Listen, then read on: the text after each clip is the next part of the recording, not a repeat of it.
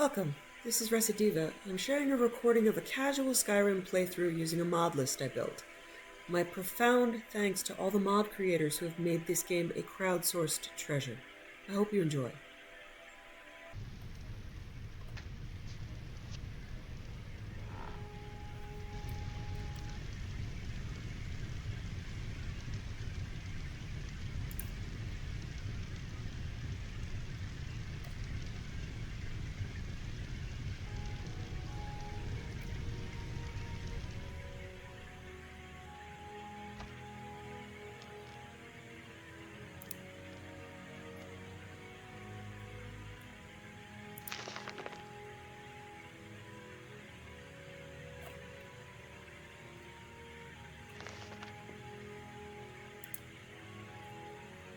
Heretical thoughts.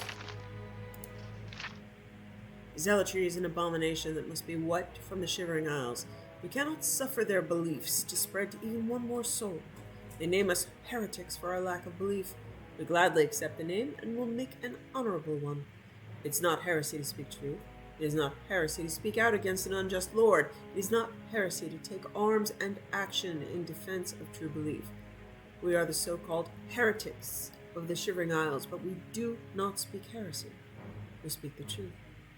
Our Lord Sheogorath is but a man. He is only flesh and blood, not a god, and certainly not a Daedric prince. There are no princes in the realm of the Daedra, only vile servitors such as the Hungers that we summon to do our bidding. Sheogorath the False is a mad despot. Years of dabbling in foul magic and consorting with Daedra have driven him mad. He is not a fit ruler, let alone divine. He perverts the teachings of Arden Sul, he who gave his heart's blood. Isn't Arden Sul Lorcan? Yeah. Wait. There's Lorcan's heart, and then there's Arden Sul, who would be Akatosh, who gave his heart's blood to the Empire? I don't know, let me look it up.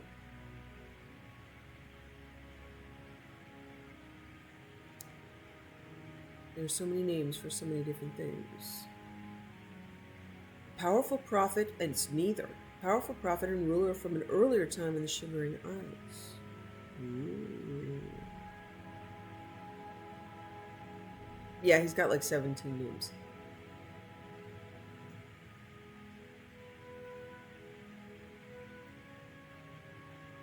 The only thing the ruling power seemed to agree upon is that he was a prophet who preached in the building that shares his name, the Sacellum Arden Sul, that he had 213 followers. The manic and demented versions of his death have even become part of the ritual of accession for each respective duchy. More detailed accounts can be found in the book The Prophet Arden Sul. Okay. Cool. When the truth of our cause is common knowledge among the people, we will drive him from New Sheoth and put that cesspool to the sword. His forelimbs will be scattered to the four winds. His head will rest upon the hill of suicides, and his heart shall be burnt in the flames of freedom. His entrails shall be fed to the dogs. We will make all the people of the Shivering Isles wear the robes of the heretics.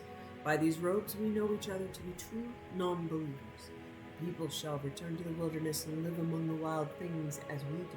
They will see the wisdom and purity of the life we lead, and they will hail us as saviors. Is that before or after you put everybody they love to the sword? Okay. Hey, kitten. I got a Vandal on my lap. Line and lore, if I'm gonna read it. Okay. By Alan Seabird. My name is Alan Seabird. My fame, or lack thereof, is irrelevant. I am not a writer. As it so happens, my wife gave me this quill when I retired. She called it a gift. To me it is a burden, but I suppose many teachers feel the same weight. If I were to walk the bridge to Sovngarde, I would take all my knowledge with me.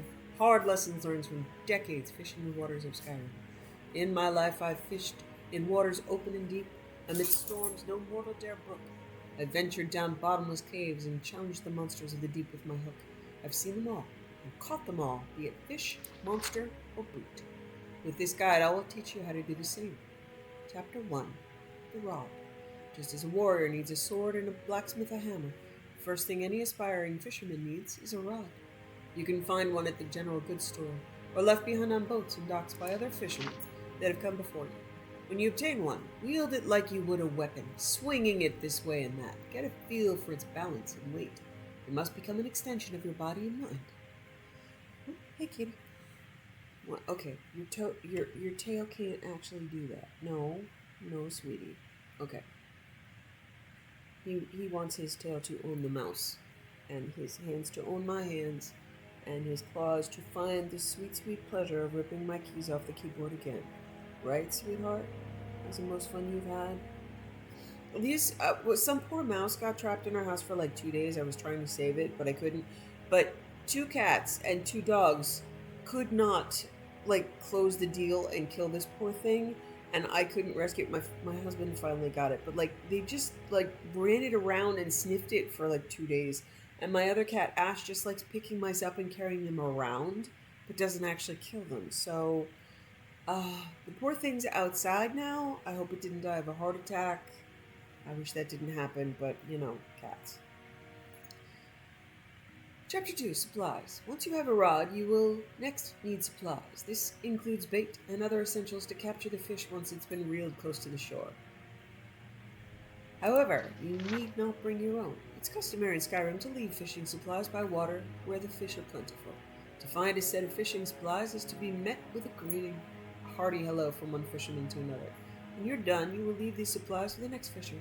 Such is the way. Chapter 3, Casting the Line. When you are ready to fish, bait your hook using the fishing supplies. Then cast your line with vigor and allow the hook to sink beneath the surface. The art of fishing is one of patience and focus. In particular, it requires the concentration of 2 senses, sight and touch. You might ask, how can one know if there are nearby fish for the taking? It's not different than the way moths are drawn to a flame.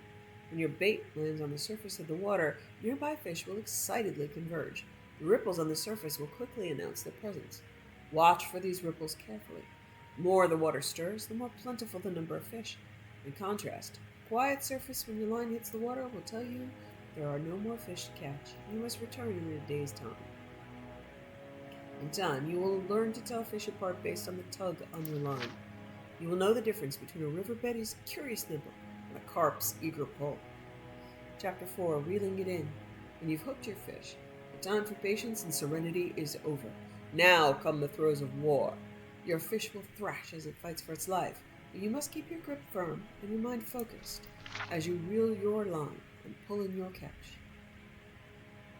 Once you have reeled it in, the fish is yours. Scale it, cook it, and consume it how you please. Depending on your custom, there are different rituals to follow, but for all fishermen, the catch is always cause for celebration. Chapter 5, The Rare and Unusual Catch. Different fish are native to different climates. If you seek a variety of fish, do not stay in one place. Temperate lakes and streams to the south will hook you a different catch than snow-fringed ponds and pitch-black caverns. When you seek a fish that is seldom caught, the uncommon and rare fish that fishermen brag about until long in their years, your best bet is to fish when the sun is low on the horizon. Dawn and dusk offer the best chance to catch these elusive creatures. If you seek the very rarest of fish, special rods are required. Seek the advice of those in the Riften fishery. Follow their guidance and wisdom, just as you have done with me. Of course, not every catch will feed your belly. Some may fill your coin purse, while others have interesting uses to those who brew potions. In my travels, I've even heard tell tales of dwarven rods used to lure lost trinkets, settled at the bottom of ponds and lakes. For what purpose, a Nord like myself cannot know. As the world moves on, such things are lost to time. Chapter 6, In Conclusion. There you have it. As I stated at the beginning of this journey, I am no writer. What is written here are not words, but a piece of me.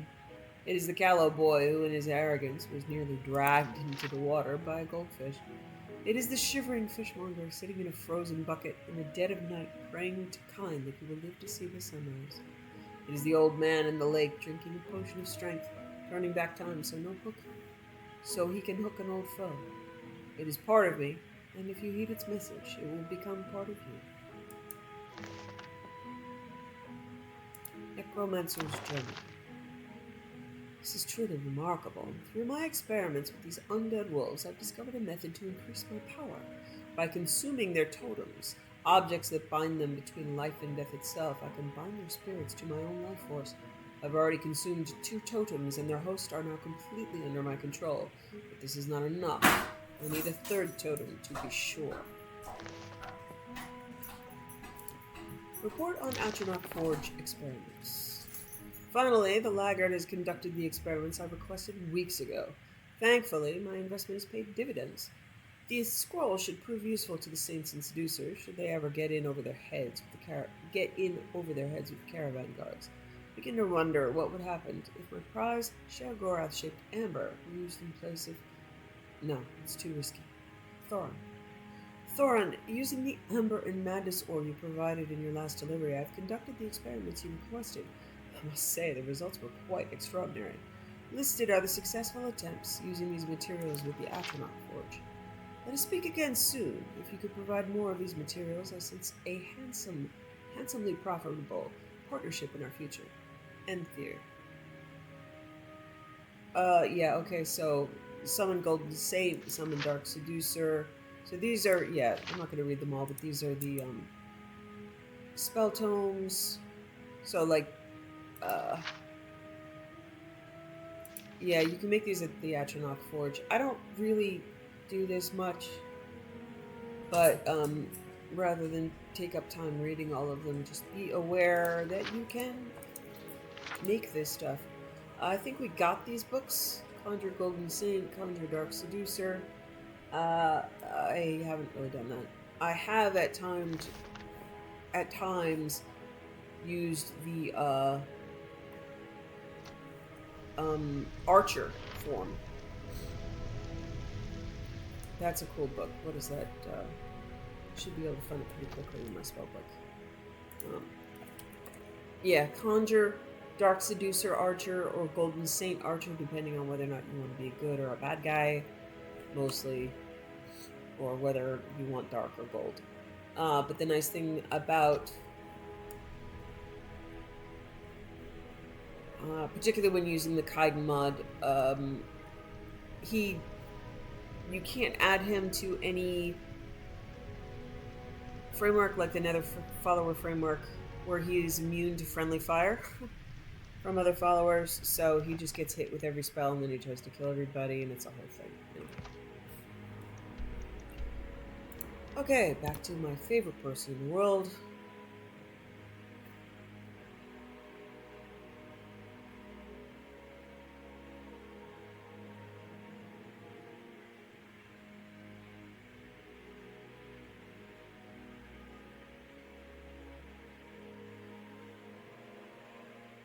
Yeah, sometimes Vandal takes a nap and sometimes he just watches, and today is a that's interesting day where he's just gonna watch me play the game.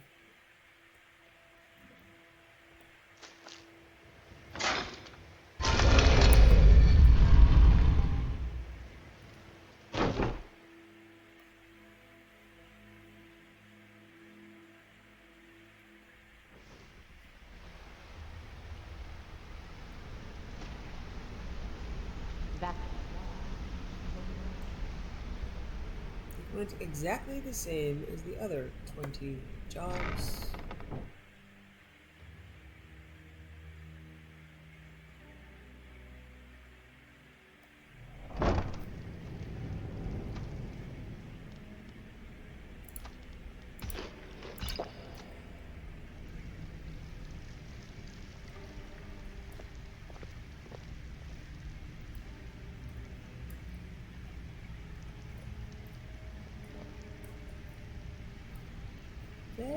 Things are looking up around here, lass. Oh, that's a fence post, not really here. Okay. Steal anything worth talking about? I've completed Fine. the sweep job. I guess you'll need your coin then. Heard you're offering I extra handled the work. burg. If you don't like that kind of work, talk to Delvin.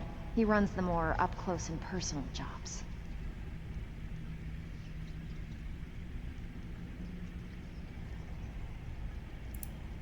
Got plenty. Take your pick. One of the quickest ways to make... If you're interested, what do you say? Good. Here's what you need to do. Okay. Good to see you, lass. How are Yay, things? Brynjolf. Things suck. I hate you guys. Oh shit! I didn't mean to do Need some that. gold? I may have some work for you. I Oh, finished for that instance, split. more importantly, I think you'll... It's nice to shake off the cobwebs and get things rolling again. If you're looking to... I also suggest you spend some time in the training room. Just talk to Mipper. He'll show you where. Okay.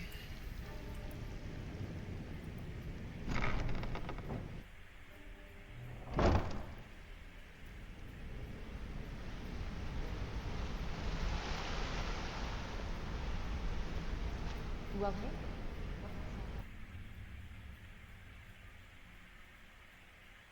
It's a bummer, Kitty.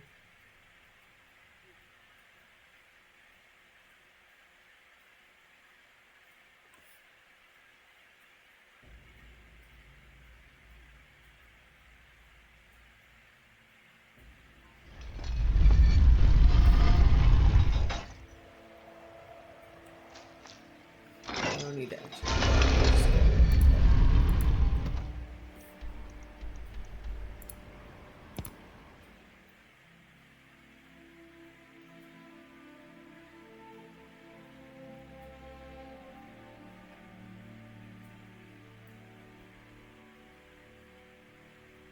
I think I started telling a story about a batch file, and I'm not sure I finished it, but to be clear, I'm having trouble like redoing my mod lists every time because when you change your mod list, the batch file numbers change. And since I have to load things, it means that every time I change my mod list and sort my plugins, it changes.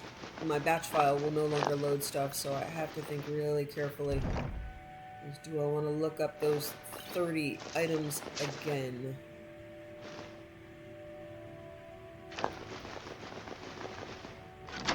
Okay, Kitty's had it.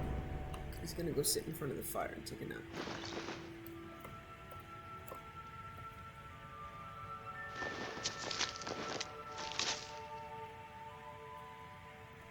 It is nice. We've moved it into fall and the leaves are changing. Taken nice kayaking rides and some beautiful drives. Despite what you may have heard about New Jersey, it is called the Garden State for a reason, and it's utterly gorgeous where I live. So I have an amazing view out into the backyard with changing and falling leaves.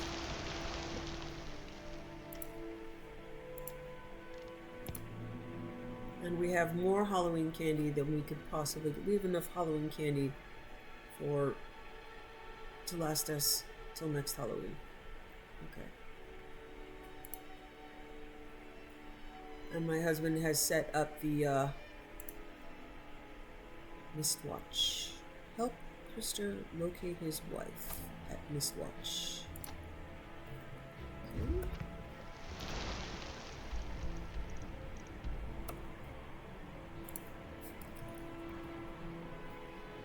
Okay. My husband sets up a big projection screen with animated movies playing during Halloween, so we get like crowds in front of the house. It's very cool.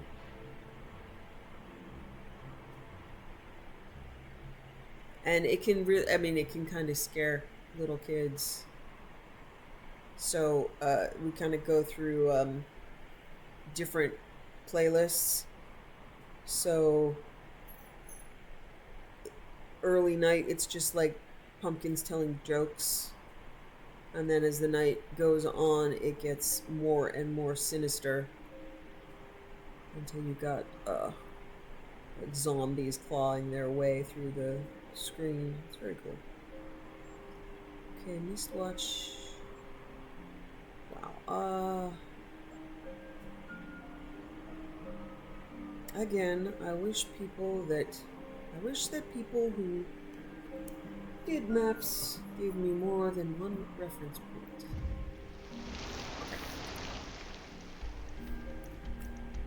And my son used to, he doesn't do it as much now, sorry. Throne and Liberty map issues. Okay, find Windhelm.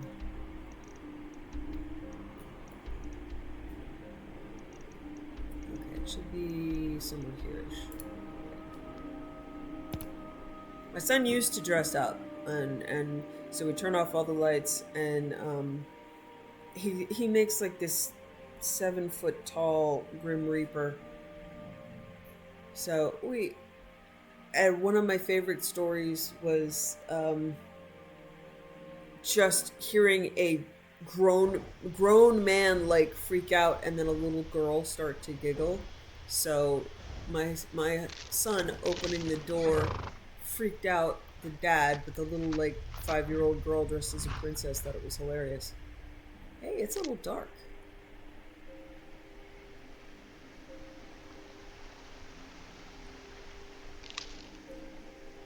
Holy crap. Yeah, that's... Guys, come on now.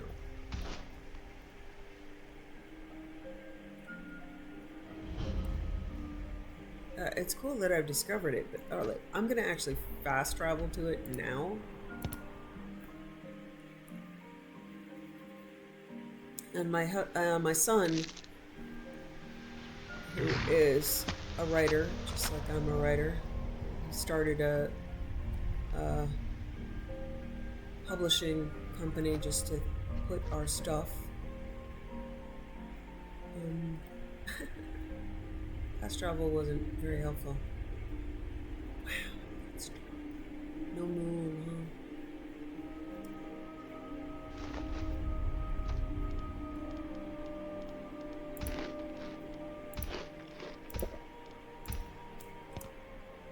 And every year he would write short stories for like 10 years, so he's probably got like 30 short stories for Halloween, and they're terrifying and awesome and funny. So we have fun at Halloween. Okay, alright. Bridge. I always do this the hard way.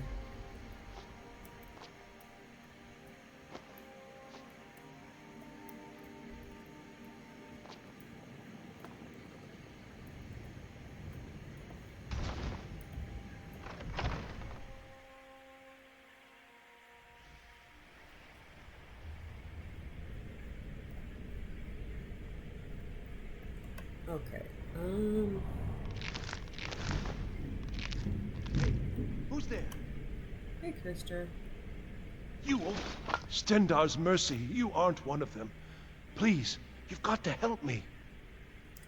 What's going on? It's my wife, Viola. I think she's being held in this tower. Calm down, just tell me what happened. I'm sorry. You're right. Let me explain. Viola, my wife, left the farm on errands and never came back. It's been months, and I've been searching for her since. I heard a rumor that these bandits were ransoming captives, so I thought she may be here. I managed to sneak past the guards and get this far, but I don't think I can go on. I'm no warrior. Please, can you look for her? Krister, I could tell you right now that if they wanted to ransom your wife, you would be the first to know. And you wouldn't have to come to their castle. Okay. I'm sure, he's not sure she's being held here, so I'm gonna say, okay, I'll look for her. Thank you. I don't have much, but I can give you some coin for the trouble. One of the guards dropped this key while I hid. I wager it'll come in handy for you. Please hurry. One of my favorite things that we overheard one Halloween was a little girl, like, instructing another little girl. Find out whether Viola is at the front of the house. And because we turn off all the lights and it's really dark. I mean, we have decorations up so people know to come here. There's and nothing the movies are running. Discuss. But there was a little girl that said to the other, to her companions, no, don't knock on the door. You have to use the doorbell because they're fancy. So that's one of my things my husband and I will say to each other. Giggle. You're fancy. Don't knock on the door. Just the authority that can come out of a little 8-year-old's mouth is hilarious.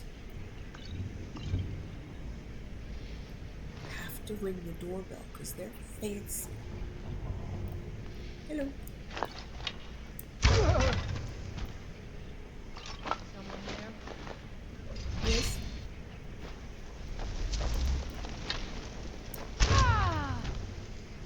Satisfying shot. Okay, let me activate the spell. Oh, sorry, activate the quest so I get the arrow. I need the arrow.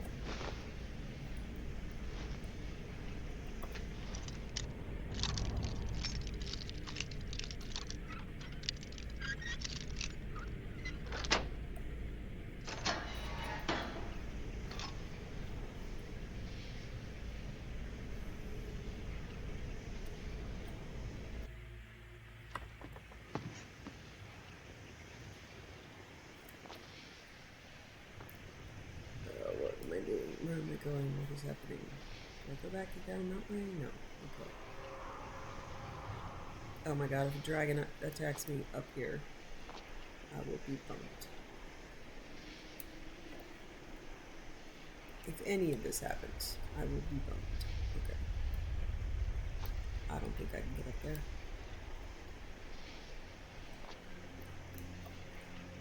there. Oy. Well, at least it's not dark anymore. I can be lost while well lit.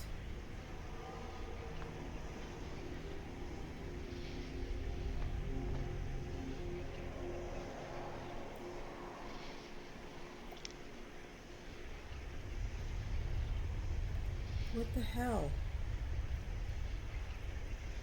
Okay, let me see if I can get across the stone bridge here. That makes a difference. Hey! Hey! Oh.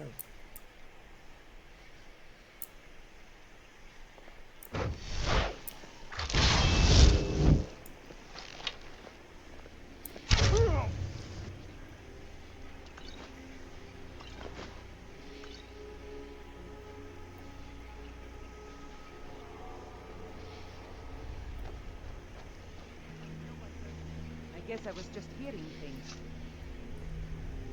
Okay, I think that's the door I went in.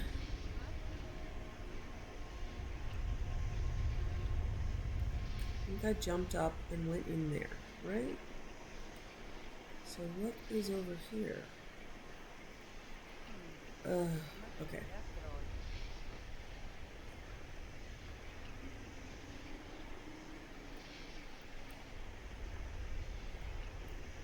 that looks like a partial. Okay, so I have to. And I'm doing it again.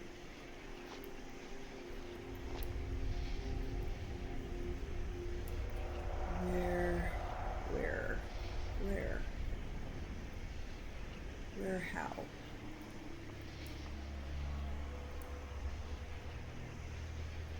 Okay. Frustrating. Probably shouldn't have been able to jump up there. Huh?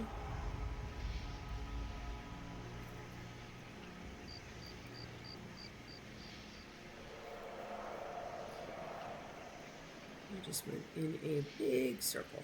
Okay. Nothing here after all. Yep, nothing here after all. Alright. It's frustrating. Okay, the reality is I should not have been able to open that gate. Let's see if I can go up in here or around.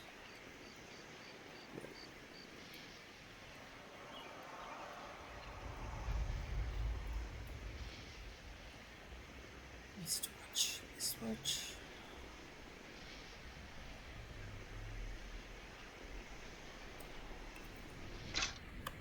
What was that?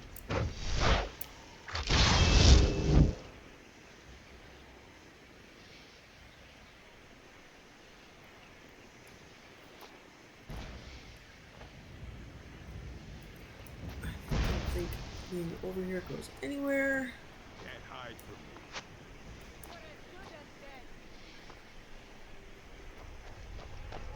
me. Where are you? Can't hide from me. Okay. Saw that. I'll paint the snow with your blood. You puny weakling. You know, what you say could be hurtful. I don't see why you gotta be mean to people. Okay, I do not know how to open that.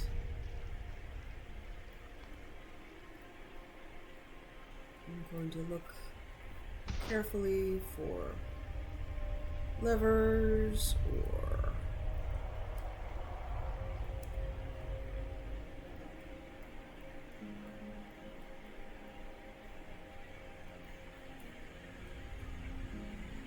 oh my god, it's right there. Okay. And this is where I jumped up and went in and yeah. Okay.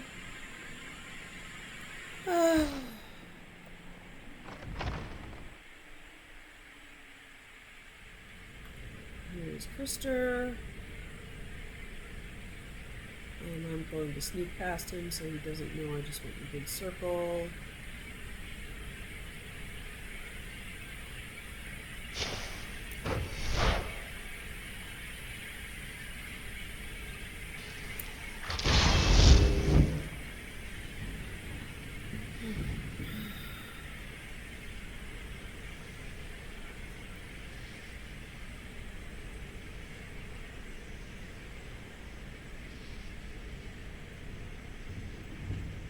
Did go in a big circle, but I also lowered a drawbridge. It took me 15 more. Okay, so we come up here, and it wants me to go up there. Yes? What did I do before? I jumped down. Okay, so probably go in here. Alright. I don't know why it's not giving me a arrow key, but it doesn't give me an arrow. Yeah, it tells me to go back out. I'm gonna give it my best shot in here. Do your work.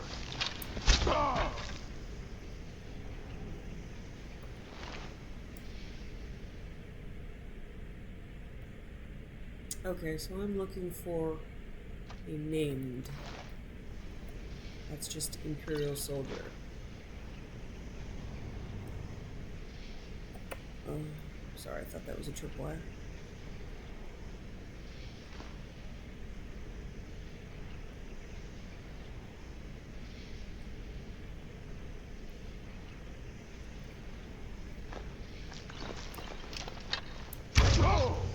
Oh, seeing some people here in Divine Elegance, finally figured out why I was getting so many neck seams.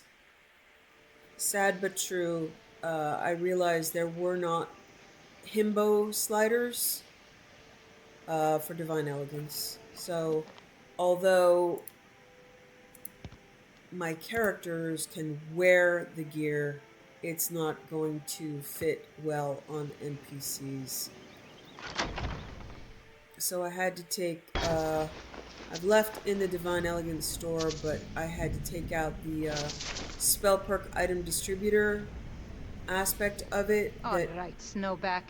Who are you and what are you doing in my tower? How did you see me?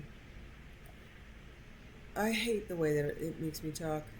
Stand aside, woman. I'm here for Fiola. Like, why would I call someone woman like an insult? Fiola? How do you know that name?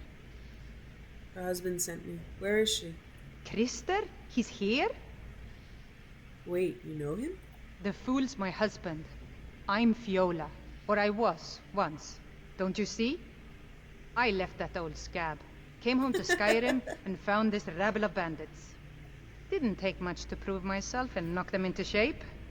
Now every free blade from here to Windhelm wants to sign on for a peace. Quite a story. And it won't end here.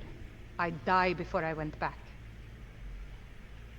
There's no way you'd come peacefully? None. Not back to him. You don't have to go back to him. You just have to stop being a bandit leader. I don't like any of these answers, one of which is, what am I supposed to tell Krister? If this is pointless, I should just kill you and be done with it. Okay, what am I supposed to tell Krister? Which means, like, I don't know. Yeah, she's a bandit queen. Okay. You think so? Let's see who the real woman is here. Yeah, that's not a Faismir, problem you for won't me. leave her alive. Maybe don't tell me you'd rather die. You know, there could have been a different outcome. You could have, you know, just said, hey, I'm sorry. I won't be a bandit anymore. But I wouldn't have believed you anyway. What would you say if you were a bandit and facing imminent death? Oh, I told you you would steal anything anymore. The same way that you would if you're an alcoholic. I'll never have another drink. Right. Mm-hmm. Uh-huh. Yeah. Okay. Return to Krister. I'll try to refrain from actually calling him an old scab. It's rude. Allow people to age gracefully. Yes? They can't change that. I'm sure I could ask lots of backstory, like, you know, you could have gotten a divorce.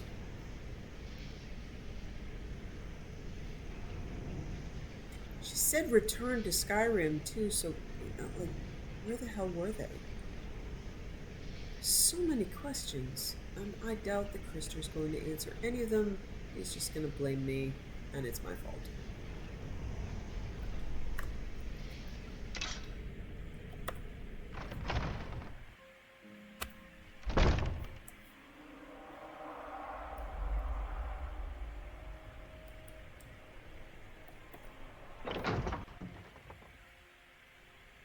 Yeah, the quest arrows are bad for this.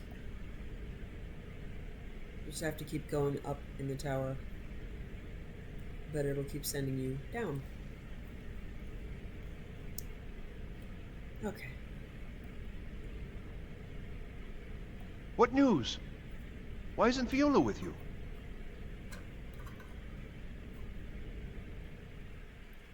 I had to kill her. She attacked me. What? My Viola would never! You monster! I'll kill you for this! Oh, sweetheart.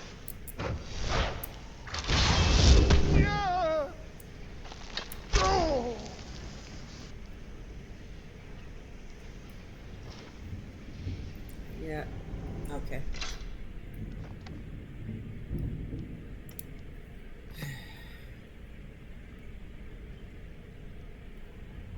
Yeah, it's interesting. I was watching someone. I'm not going to go back and play Arena or Daggerfall, and possibly not even.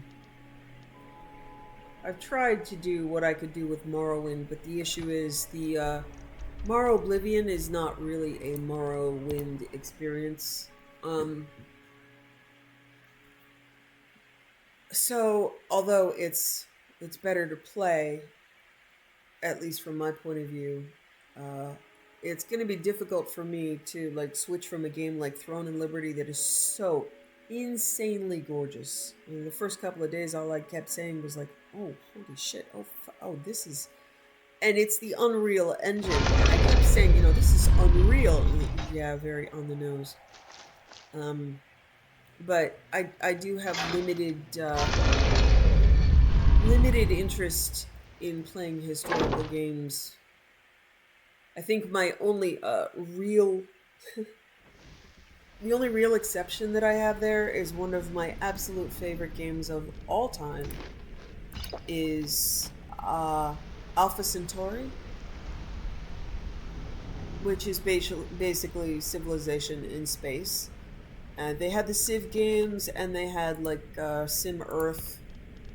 And at the end of Sim Earth, which I also played, your people essentially, you know, take off in pods from the Earth that they have destroyed to go find new places. And this is sort of the same. It's an extension of that concept. It's a Sid Meier game, and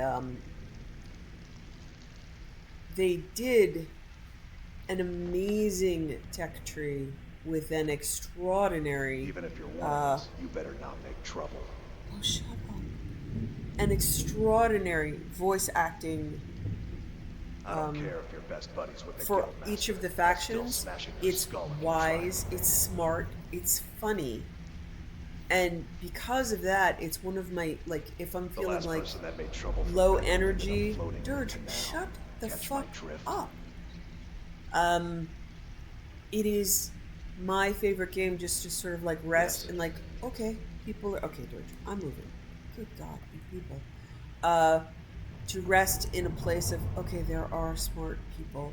Not, if not on Earth, then at least on Alpha Centauri. So sometimes I need like competence porn to renew my inspiration, and so Alpha Centauri is my competence porn game. Every tech tree is amazing. Every little snippet of tech description is brilliant. So that is my one, like, old school, it's like a 20-year-old game. No, more than that now. And I still go back and play it every year. So I don't have a problem with with that, but the game has to have something to give me beyond, you know, pixels, and Alpha Centauri delivers on the absolutely brilliant side of an experience. So sometimes I will just take a day, you know, a couple days of my life and just beat Alpha Centauri. It's a very zen thing. I just kind of terraform the ground. But for me, I will always play the Gaian faction, which means you can recruit the native fauna, the native mindworms who do psychic damage and not physical damage. And so I just sit and happily recruit mindworms, terraform my land, and then once I can make, they call them locusts of Kaidan, which are basically flying mindworms, then I go and destroy the world. So I will play that. I will also play Romance of the Three Kingdoms. I think the version that I'm playing now that I like the most is 14. I think there's another one coming out next year, and I will disappear again for that one. But I really do like long strategy games where you just sit and play. But watching someone else play Arena, it's essentially like Bard's Tale, going back and playing Bard's Tale. Now, I played Bard's Tale. Well, you done or what? Didn't muck it up, I hear. Good. Here's your share. Okay, Hey, I'm I gonna still check. have plenty of work I'm to gonna do check here. my log because I think that should be about it. 4 jobs done in Markarth. Okay, one more. I have work if you've got the backbone. Okay, what'll it be? Got plenty. Take your pick. You think you're finished? Got plenty more. Oh, Need a few sorry, spare I have septums? to go through this I got again. the cure right here. Still have to accept at the end. All right. Okay, what'll it be? Good. We could use the coin. Got a message from one of my people that this... Alright, take this and get out of here. Like the added rats that just sort of like march through. There's no cat down here to kill him. So I am watching someone else play Arena, and I'm probably going to do the same with Daggerfall, and then watch someone. Well, technically, I'm listening, so I I play Throne and Liberty, but I listen to someone else stream. So I'm not sure about my project of attempting to play all of the games. I lose interest very quickly. It gets. Particularly the lack of maps or the lack of, you know, it's really bad for me. So, but I do want to stock up on the lore. Hello, Etienne. Okay, one way or the other, this is probably the last job that I'm going to be doing. So I'm either going to advance it. I have done the... At this point, I did... Yeah.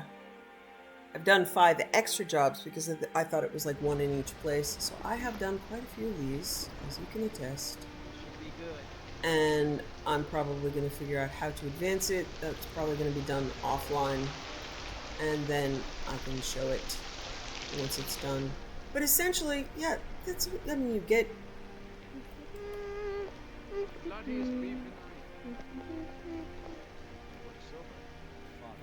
And his father before him. Hi! Move along. Thank you. My new run through, I started something that was like unintentionally hilarious, and I'm gonna have to tone it back. But there's a mod that can give you speed increases, so I won't be tied. Part of it is so that my male character won't be tied to the ring. Needing to wear a ring for the workaround. Oh my god, I have to steal the cheese to get past it. Hello. Hi, I'm just gonna... Excuse me. The guy actually knocked into his door, to his chair. But it's a speed boost, so, I mean, but it gave me like a 50% speed boost, and I just run into things and bang into walls, which is not exactly what I wanted to do. Want a cut of venison or mutton? Of course. Hogmeat, it's people. Hogmeat's meat is made of people, just like Soylent Green.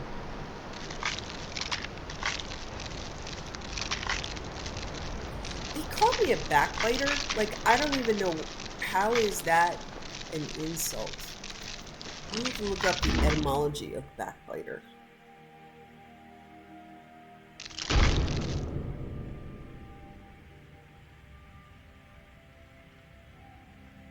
Oh, a backbiter is a person who says mean or spiteful things about someone who is not present.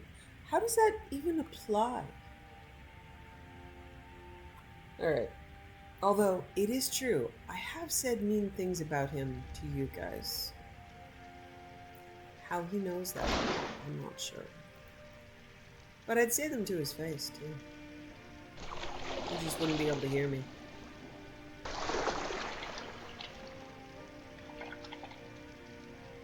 So yeah, now I have to calibrate my my speed stuff so that I don't slam into walls, so that I don't need the Wanderlust ring.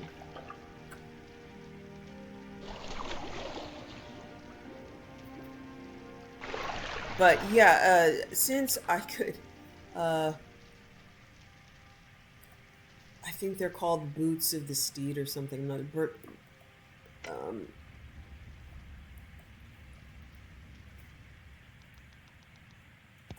But you could enchant multiple pieces, and I only put it on one, but like 50% is high, and then I had the ring on top of that, so I had like an 80% speed boost.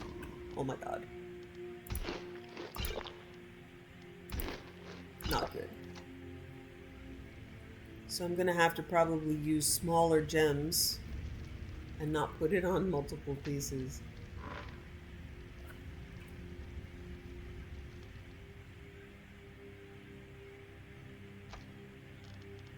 Ritual Armor of Boethia. A warning to those other than the true champion of our Lord Boethia. The diagrams and instructions for forging our sacred ritual armor contained herein are only intelligible to her champion, and thus are meaningless to anyone who has not been so proven by our Dark Mistress. The use of unique ceremonial armor has long been at the heart of the most guarded and secret rituals of Boethia, he who destroys and she who erases. Traditionally, only one set of this ritual armor is allowed to be forged by Boethia's champion, and only a priest or priestess may dare wear it, thus being marked until death as the adversary. Donning the armor is a permanent challenge to all others of our sect who shall seek to destroy the adversary in shadow or in light, as dictated by our relentless rights of the adversary. The wearer of the ritual armor accepts all challenges and must be constantly vigilant, for death now sleeplessly hunts them and can come at any time, seen or unseen. For as long as they can survive, if the ritual armor wearer's heart is truly full of purpose, and their life full of deeds, then the adversary may survive long enough to fulfill the rite by slaying the current champion of Boethia, and thus taking their place until the time comes for the proven one to face their own final adversary. The designs and processes for forging ritual armor were... Okay. It's just a misspelling of were to wear. Designs and processes for forging the ritual armor were originally compiled in this book from direct instructions by Lord Boethia herself, and the knowledge to truly understand this ancient art is transmitted directly only to the champion. Though we lie in shadow, we carve indelible signs of our passing into the world. The rest of the book contains diagrams of a complete set of seemingly Daedra-inspired light armor only forgeable by Boethia's champion, or so it claims.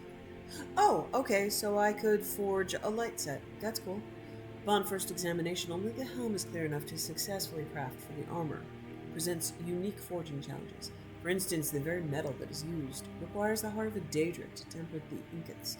Mixing this eldritch blood with ebony creates a metal alloy that's both strong and light, and gives it a coppery cast.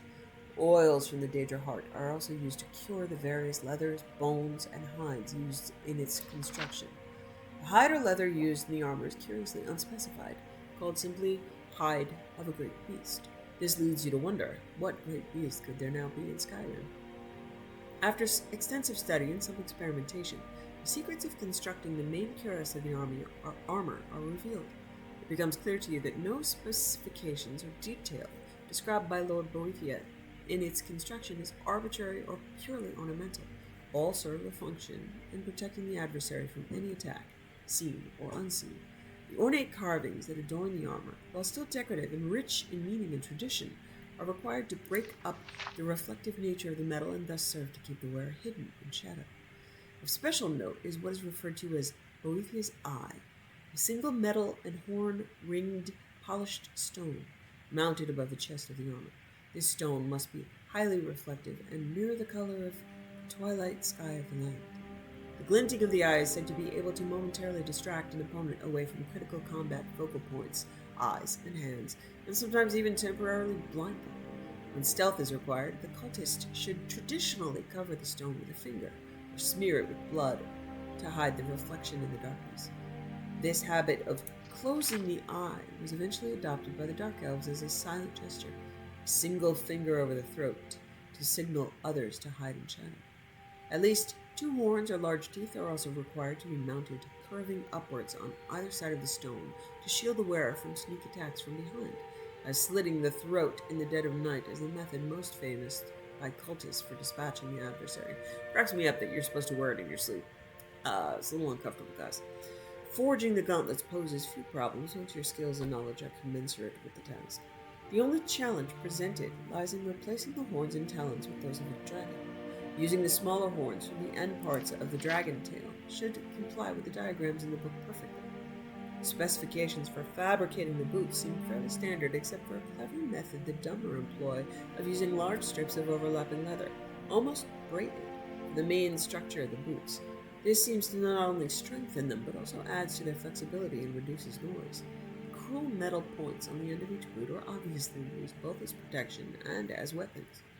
An almost purely ceremonial mask is detailed toward the end of the book that, except for an exotic method of curing the leather, seems to offer little challenge in its creation. The final series of cryptic diagrams and instructions at the end of the book describes something you have not seen before. An item as much armor as arcane magical enchantment. The armor outline seemed to be some type of heavy leather partial cloak and is referred to in the book as either Boethia's shroud or simply as the shroud. Great detail is put into the specifications for the forging and enchanting of this item, with many warnings about the perils that await those who deviate from any of the instructions in even the tiniest manner. The physical construction of the shroud seems simple enough. Apart from an extremely time-consuming process for curing the leather, requiring some unusual ingredients like void salts, the heart of a Daedra, and the hardened hide of an iron-skinned beast, ground and embedded into the leather itself. For this ingredient, you conclude that the dragon scales will best fulfill the requirements. The Dunmer cultists imbued the shroud with a powerful enchantment conjured from the plains of oblivion by Boethia herself. The magic enchanting the shroud is simply called despair.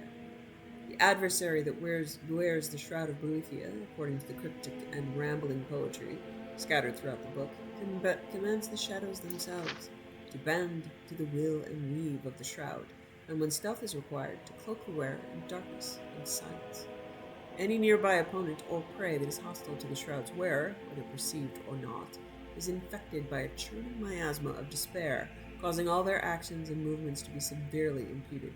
This magical effect, though seemingly simple, is said to be essential for the continuing survival of the adversary, either by providing an opportunity to escape or to quickly close with their sluggish and despairing prey.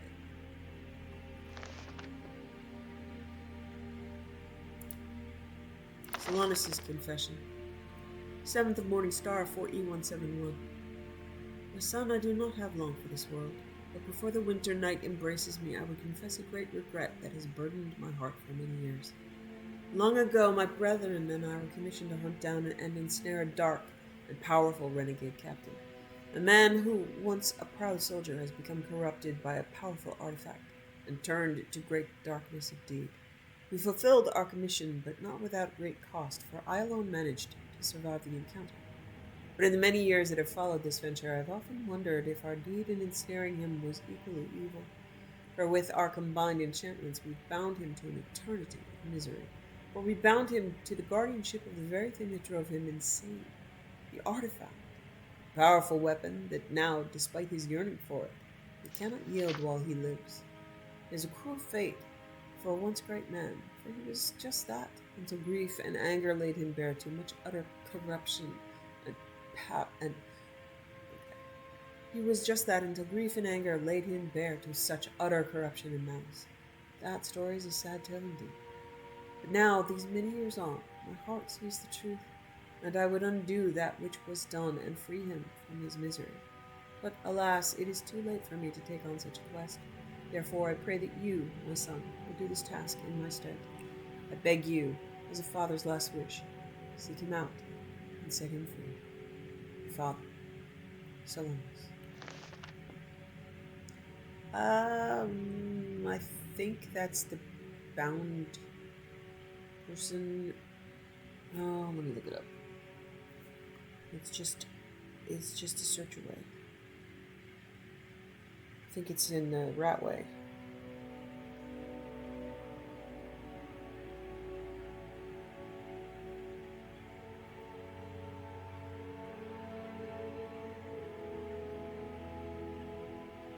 Yeah, that was it. Dawnfang and Duskfang.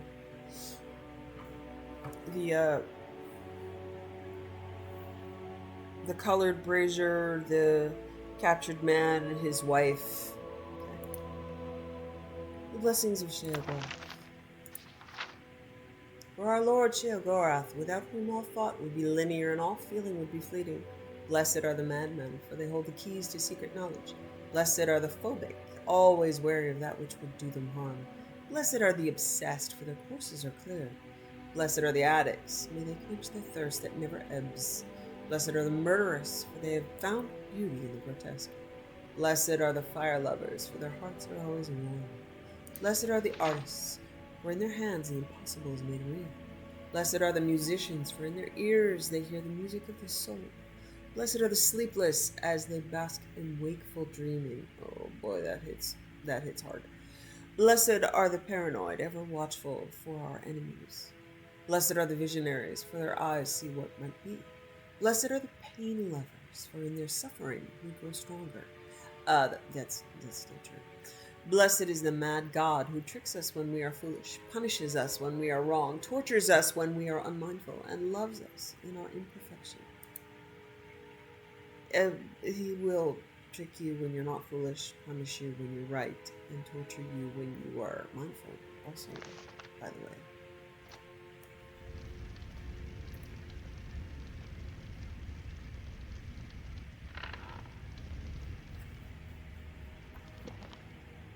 In that way, does not discriminate.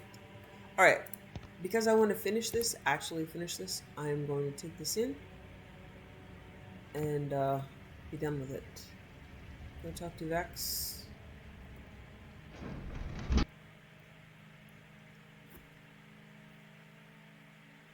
Now, the way that the quest normally goes is you do 5 jobs, then you do a special job, then you do 5 jobs, and you do a special job. So I will miss out on the 3 special jobs. But they're not really that special, honestly. As we saw, you know, like in Whiterun, you basically go change a ledger to get a murderer out of being punished. And, you know, discover that the Battleborn clan is worse than you thought. So that's some lore that will be missing, but it just basically shows up someone in the city to be scum, and you even scummier for going to go do it. And this is glorious. As I was talking about, the person that I was watching in Arena was saying that Bethesda, you know, it wasn't Tom Howard or Todd Howard, excuse me. There were other developers at the beginning. I guess there were like 20 people total that worked on the original Arena game, and it's just full of bugs and misspellings. But they were saying they didn't particularly believe in good and evil, that everything is gray, and I find that to be a thorough and utter cop-out, because they portray evil all over the place, and then like their answer is, but you can't do anything about it. That's a different stance than good and evil doesn't exist. Out with it. Time is money. Didn't muck it up, I hear. Good. Here's your share. Okay. Walking away without taking a Fuck job? off, Like Vex. passing a I bloated am coin done purse with on a you. table. So done with Got you. lots of jobs available. Interested? I had. If breaking's a more your thing, go All right. talk to Vex. Yeah, I'm done. So at some point, I will figure out how to fill this in, and that mostly means advancing it. You can just imagine. I suppose I can work with your face. Phil, After I'm all, beautiful. the sculptor cannot always... I assumed you were here to see me about your... No, I'm not. I'm gorgeous. I mean, look at me. I'm amazing. Oh, the nature has... Why would I change a single hair on my head? Okay, so just imagine that there's a merchant here. And there's a merchant here. And there's a merchant here. It's so exciting. Ugh. Okay. Anyway, my expressed for the Thieves Guild is complete. Fully expressed. And why I don't do quest logs anymore. And I'm never doing it again. And in my new game, yep, I told him to fuck off. No, I'm not doing your stupid quest. I'm going to avoid all of the evil Daedra. Okay, quest log is clear. Gonna avoid all the evil Daedra and avoid, well, for my rerun of this character with Kaidan, and then my vampire is gonna do all the evil shit and worse.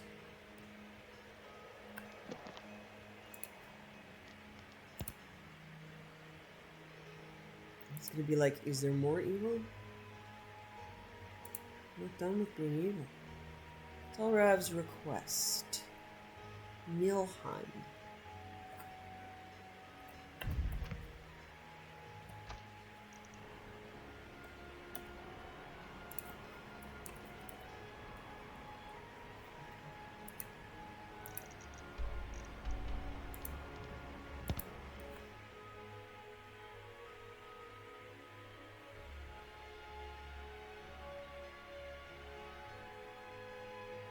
Yeah, so fortunately the way that I have set up my mod list, there is...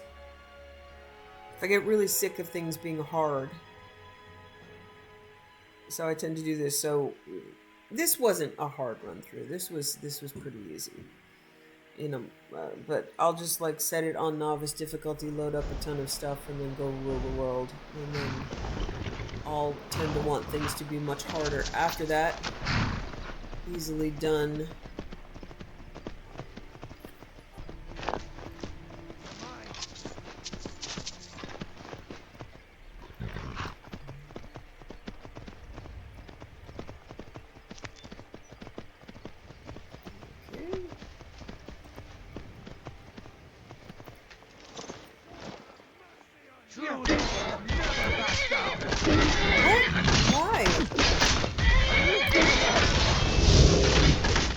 they just say guard? Be careful. Why did you kill my horse? Oh my god, you guys are assholes. Ambar, I'm so sorry. The horse never did anything to you. Ah, you can see snow is starting to show up places. It's getting frosty again. Hello? Why did you kill my horse? Rude. Yep, look out over the snowy world. Oh, it's one evening star. Does that make it? No, I think. Check. If you look in the upper corner, you still see falling leaves. So I think that means it's still fall.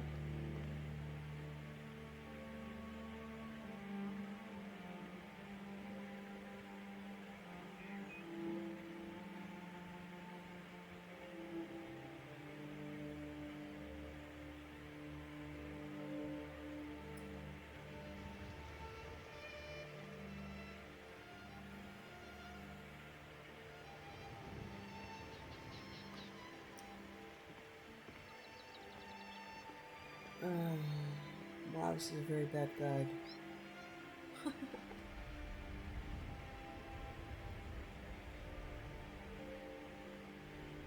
Yeah, it is the 1st of December. Okay, so I don't know if it has solstices the same way that we do, but it's winter. You guys are assholes. Why? I mean, I know I can just bring him right back, but...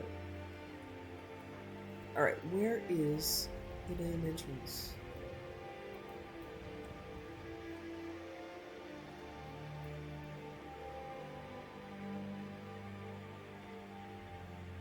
Rude.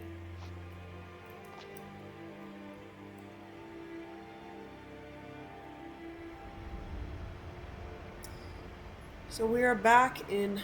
and there is monthly variation, and there is... Oh, wow.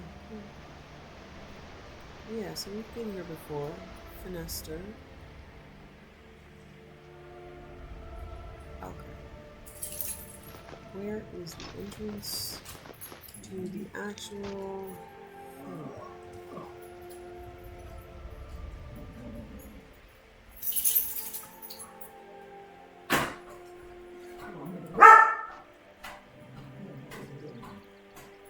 This is very strange.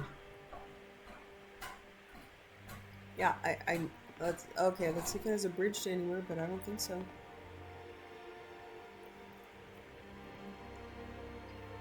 It's just your standard tower. Alright, this is one of those things that when I finally find it, I'm gonna be like, oh god, I need it again. Alright,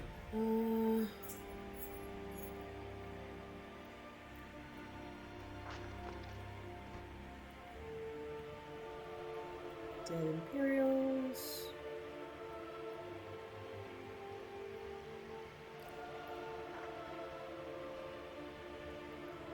Okay, I'm gonna have to actually look up how to enter this dungeon, right?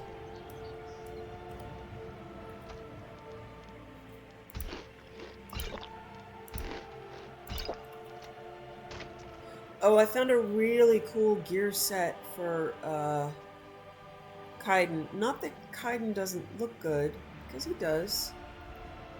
But he has this amazing fur set with a working cape. You know how much I love capes. And I can't show off the cool gear here because that would be altering my mod list. But the Oblivion set is amazing. It's just this incredible detailed. It has this and it's got SMP physics, so the cape is all flowy. Alright, I'm not finding it. So let's the entrance to Nilheim.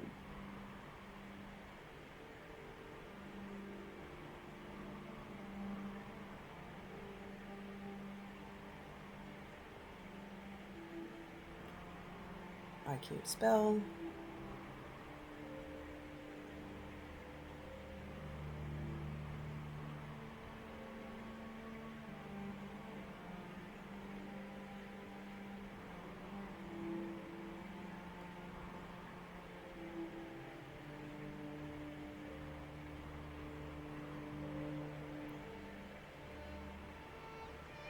Okay, I need to speak to Telrav across the bridge from... Okay. Oh, so they're not really guards. Spoiler.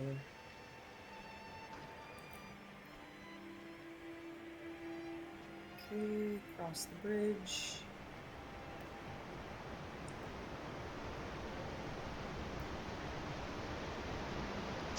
Okay, so you can see a glitch here in seasons. The bridge is still in spring in the rest of the world, so that does occasionally happen.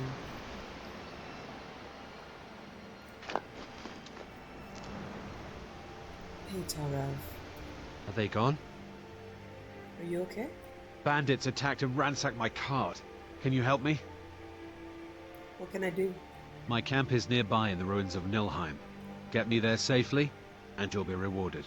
Well, good luck. I have a tendency to shoot people in the butt. Sure. It's just across the bridge. Yeah, so this is one of those weird bugs. I'd have to go into my mod list, because I do have modded bridges, and some of them are not friendly to the Seasons mod. We're close now. I can see the camp.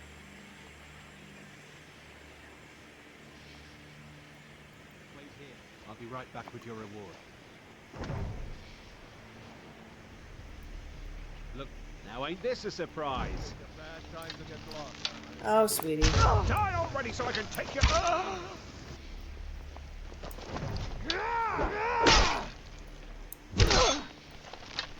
Think you can take me? You ready to die today?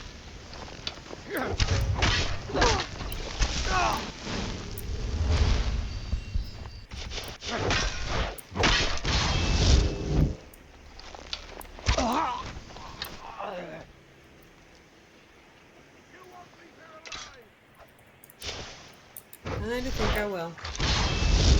Enough! Scott!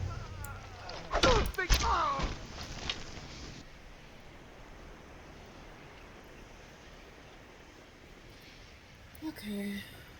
One more. Must be my imagination. I'm not even stealth.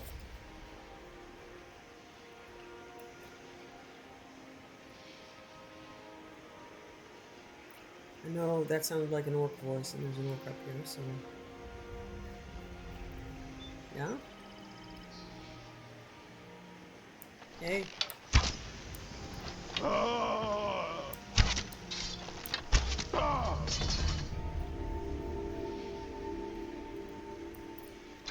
Okay.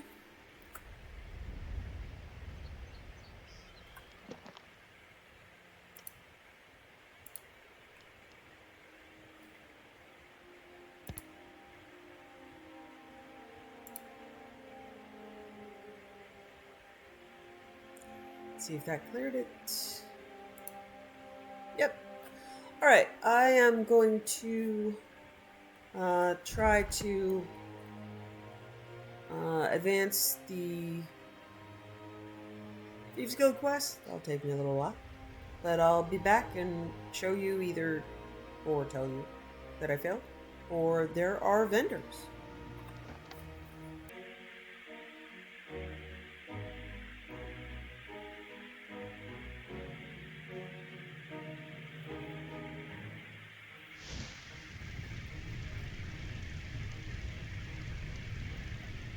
Hey everyone. Okay, so I had a bit of a saga, but a productive saga, running about trying to figure out a bunch of things. I did manage to clear up several of my quests, so what's in my log now I can complete more forward. So I had to look up, find the Thalmor assassin. That was the that's from Malbjorn in Windhelm, where he's the guy who helped you in the Thalmor Embassy during the main quest, and he thinks there's a Thalmor assassin. Now, every time I tried to find the Thalmor assassin, it would give me a quest arrow that would disappear. So looking it up, I need to speak to someone near the quest arrow. It's, so it looked bugged, but that was intentional. I'm just going to do animal extermination. It's just a radiant quest. I can clear that out. Preemptive strike. I'm able to move forward now with Dawnguard. I debugged some stuff, so there is a quest there to continue. I'm not sure if these are radiant or not. I'll have to check the log, but at least I can finish these and see if I want to pick up another one. Much Ado with Snow Elves. So this is Legacy of the Dragonborn. It's a very, very long quest. It's a very, very buggy quest. And I don't even really know if I can finish it. If you see, it says a sealed green door blocks the way. Continue following your other leads. I had the key to that door. And I believe it got filed away somewhere in the Legacy of the Dragonborn, or I don't know where it is. But I did manage to clear up some of that content. It was puzzly and weird. It wasn't really fun. But it's that room with the 3 containers that, you have to push a button and there's a weapon inside these containers. So you can't actually clip in and pick up the weapon. You have to do the mechanics of solving the puzzles. I was unaware that it, what the actual puzzle was. But I did manage to clip through the door that I can't find the key for again and solve the puzzles using flying and God mode and, all sorts of cheaty things because I don't like these sorts of puzzles. Found the staff. We're going to go back to Calselmo so you can finish it. As far as I can see from the guides, we're at the end. So hopefully it will resolve and I will get this one done.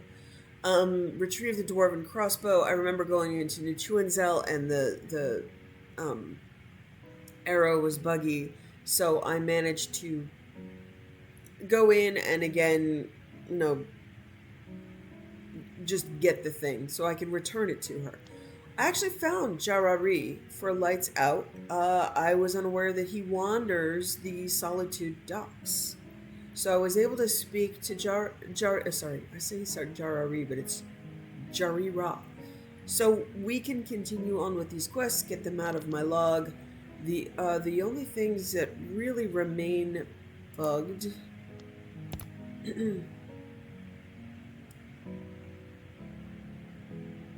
Let's see what I have hidden. So treasure map's still bugged. It looks like that's going to stay that way. The one that I tried that had the Sheogorath shaped amber and I think it's the sort of Jigalag. That is Legacy of the Dragonborn. It's also bugged. Essentially, you get a helmet from her. I'm not really going to try to mess with my game to do that. East Empire continues forever. This is Serana, never joining the Imperial Legion. The Ancient Falmer Tome, I don't know what to do about that. It appears to be a quest item that is no longer in my inventory. I either might find it among all my other books or the library or whatever, but it doesn't seem to be terribly important. These are books that you find in Forgotten Vale, the what is it? Dawnguard, the Dawnguard expansion. I've already been in there running around finding books. I'm pretty sure I actually found the books. I also tried loading them into my library, loading them into my inventory, dropping them, picking them up. I can't find it. I don't know where it is. So this one, I'm just gonna leave. I did look up and tried a few things for the Thieves Guild, and it's just the one real thing that I wanted to absolutely debug. I just couldn't. So it appears that this is a bug introduced by USSEP, the unofficial Skyrim, bug patch. I believe, if my memory serves, it's written by Arthmore. It's required for many, many other mods. So, and I can't see that there's a patch or a fix with it. Even if there was, I'd have trouble implementing it. So, reading Reddit threads, it appears that USSEP introduces this bug. Delvin will not give you the special jobs. There's no fix. And the recommendation was, hey, just, disable that mod and re-enable it later. Well, my game won't run if you disable that mod. And it did. Disabling that mod knocked a lot of things out of my load order, so my game won't even run if that's the case. So if I am choosing between all these other cool mods and finishing up that quest, I'm going with the cool mods. I don't know how to fix it in future runs, but this run has convinced me I'm never doing that again. It is so tedious. I could advance it with codes, but there's no real point. It's not like, I'm going to go, yay, look, now there's 3 more merchants. I don't, at this point, I don't care. I'm done. And I'm going to take as a win that I'm never going back to the Thieves Guild. So, yeah, I got a lot done. Happy about that. But there's a lot that is permanently bugged that all of my research has convinced me it's not worth messing up the rest of my game to try to fix it. This is nice, though. So, while doing my maintenance, I saw this.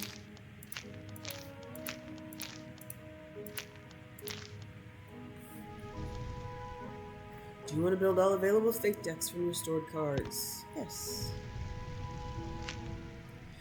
Deck of Walls provides a +10 bonus to light armor, heavy armor, and block skills while in your inventory. Okay, +10. I mean, some of the Legacy of the Dragonborn stuff, and some, I watched someone stream all of Arena. I'm partway watching someone stream all the way through Daggerfall, and part of these accomplishment, and achievement grinds are ridiculous. Just ridiculous. Now, +10 is, okay, not a big deal. But, especially this late in the game. So, I'm almost 300 hours into this game. I just finally got a deck, and that's with an auto-looter that finds every card for me. That's dumb, guys. The metaphor that occurred to me is, if I was talking about arcade mechanics before, the idea that something is just harder and repetitive, these arcade things, doesn't mean that, they're fun. It also doesn't mean, that's a bit, I'm not proud of myself for doing this. I'm kind of, annoyed that I was, worked up about it at all, or invested. Even though at the beginning of the game I said all they do is sit in my inventory and make me sad. But to me, it's like a restaurant that just has, a breadstick eating competition. Breadsticks are really cheap. And they just were like, hey, sit down and eat all the breadsticks that you can. We're challenging you to eat all of these breadsticks. And essentially, it's a spectacle, but it isn't fun. And so I do feel as though people that make these ridiculous grinds and I'm almost like game shame kinking, I suppose. But the opposite side of that is that people that do this stuff tend to try to shame kink other people for not the person that I was watching do Arena, and he did a good job. I think his name was Wooden Potatoes, which is, I didn't look up the origin of his name, but he did a good job. But he was like, if you're downloading maps, you're not really getting the game experience, which is, again, something I hear from people all the time. And again, that sort of attitude about, you're not hardcore enough, you're not really a gamer, just bugs the crap out of me. The fact that I would like to go to a restaurant and have a bunch of different dishes and not a ton of breadsticks, and like the experience of doing it is not enjoyable. So I would like to play a game the same way I would like to have a meal. I'd like to have variety and quality, and I'm certainly saying Legacy of the Dragonborn has that. But these random grinds are ridiculous, and it is like a breadstick eating competition. It's not fun, and you're just gonna get sick at the end of it. It's not worth it, and it's more of a spectacle than it is a fun game mechanic. So it's not like I invested my life in this. There is, I used Autolooter for a reason. But for those people who have like invested in it and wondered what the decks would do, I mean, because at that point, these things should open a portal into oblivion where you own everything forever. But, so the payoff for many of these quest lines in Legacy of the Dragonborn is really not worth it. Let me show you another thing. I did another grind.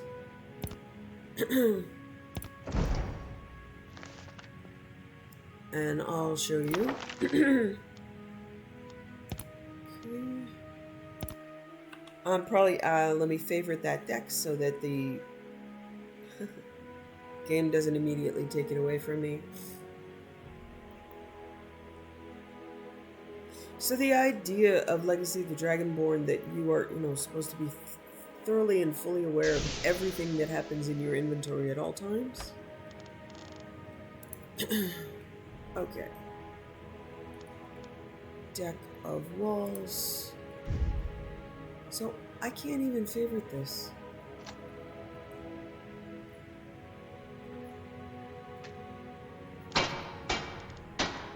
And I can't make a... Okay. Alright, let's see what happens. Okay, so you remember the spot, the reconstruct archaeological installation. At least I remember it. It was telling you you'd need a huge number of fragments and keystones, and that you would create things to put in the museum. Okay, so we're talking a ridiculous number. And I made this. Throne of the Fabricant. Okay. You've been a good friend to me. That means something. Okay, museum guard. Well now, having a good day? that's something to think about. Throne of the Fabricant. Though the Dwemer people ultimately answered to a great king, the various city-states were largely ruled by the chief tonal architects, who often built extravagant displays to their greatness, most often represented with some great marvel of engineering. Others, however, erected ostentatious thrones such as this. Though no particular Dwemer architect sat upon this throne, it's believed that this was slated to be built, just as the museum built it based on the detailed plans for it that were recovered. Okay, I mean, come on. It's a cheat. So again, it's like the planetarium, a huge amount of resources. I mean, just really ridiculous. Objectively ridiculous. Masterful.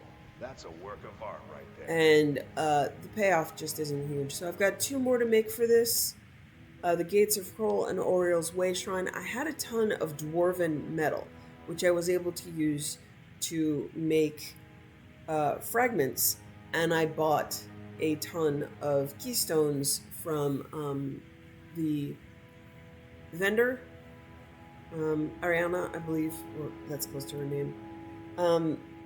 I'm probably not going to do these other 2 because it's a ridiculous grind. So it's just going to tell me, yeah, I don't have enough fragments. I would need like thousands of fragments and like 100 keystones out in the world. That is a huge amount. I could either load them and spend some time. I might do that by the end of the game. I might just load keystones and fragments. Oh, okay. So now I've got...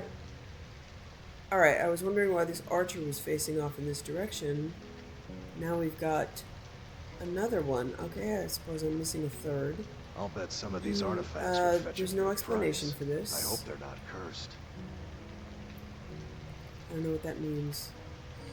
Oh, okay, now I do. Alright, that is a weapon mastery thing. It has to be because I just went and paid for, yeah, I think that's the one-handed, right? Okay, so I've got archery and one-handed. Alright, so that's when I pay These for artifacts would two-handed, fetch a good price. I will I have hope a they're not third accursed. here. Alright, that makes sense. We've got a lot more in terms of exhibits up in the main hall. Still missing one, but once we find the dungeon Come to see Balaman perform miracles with steel, eh? involved there, we'll get that. Okay. So it's looking really good. This is filling in. All right.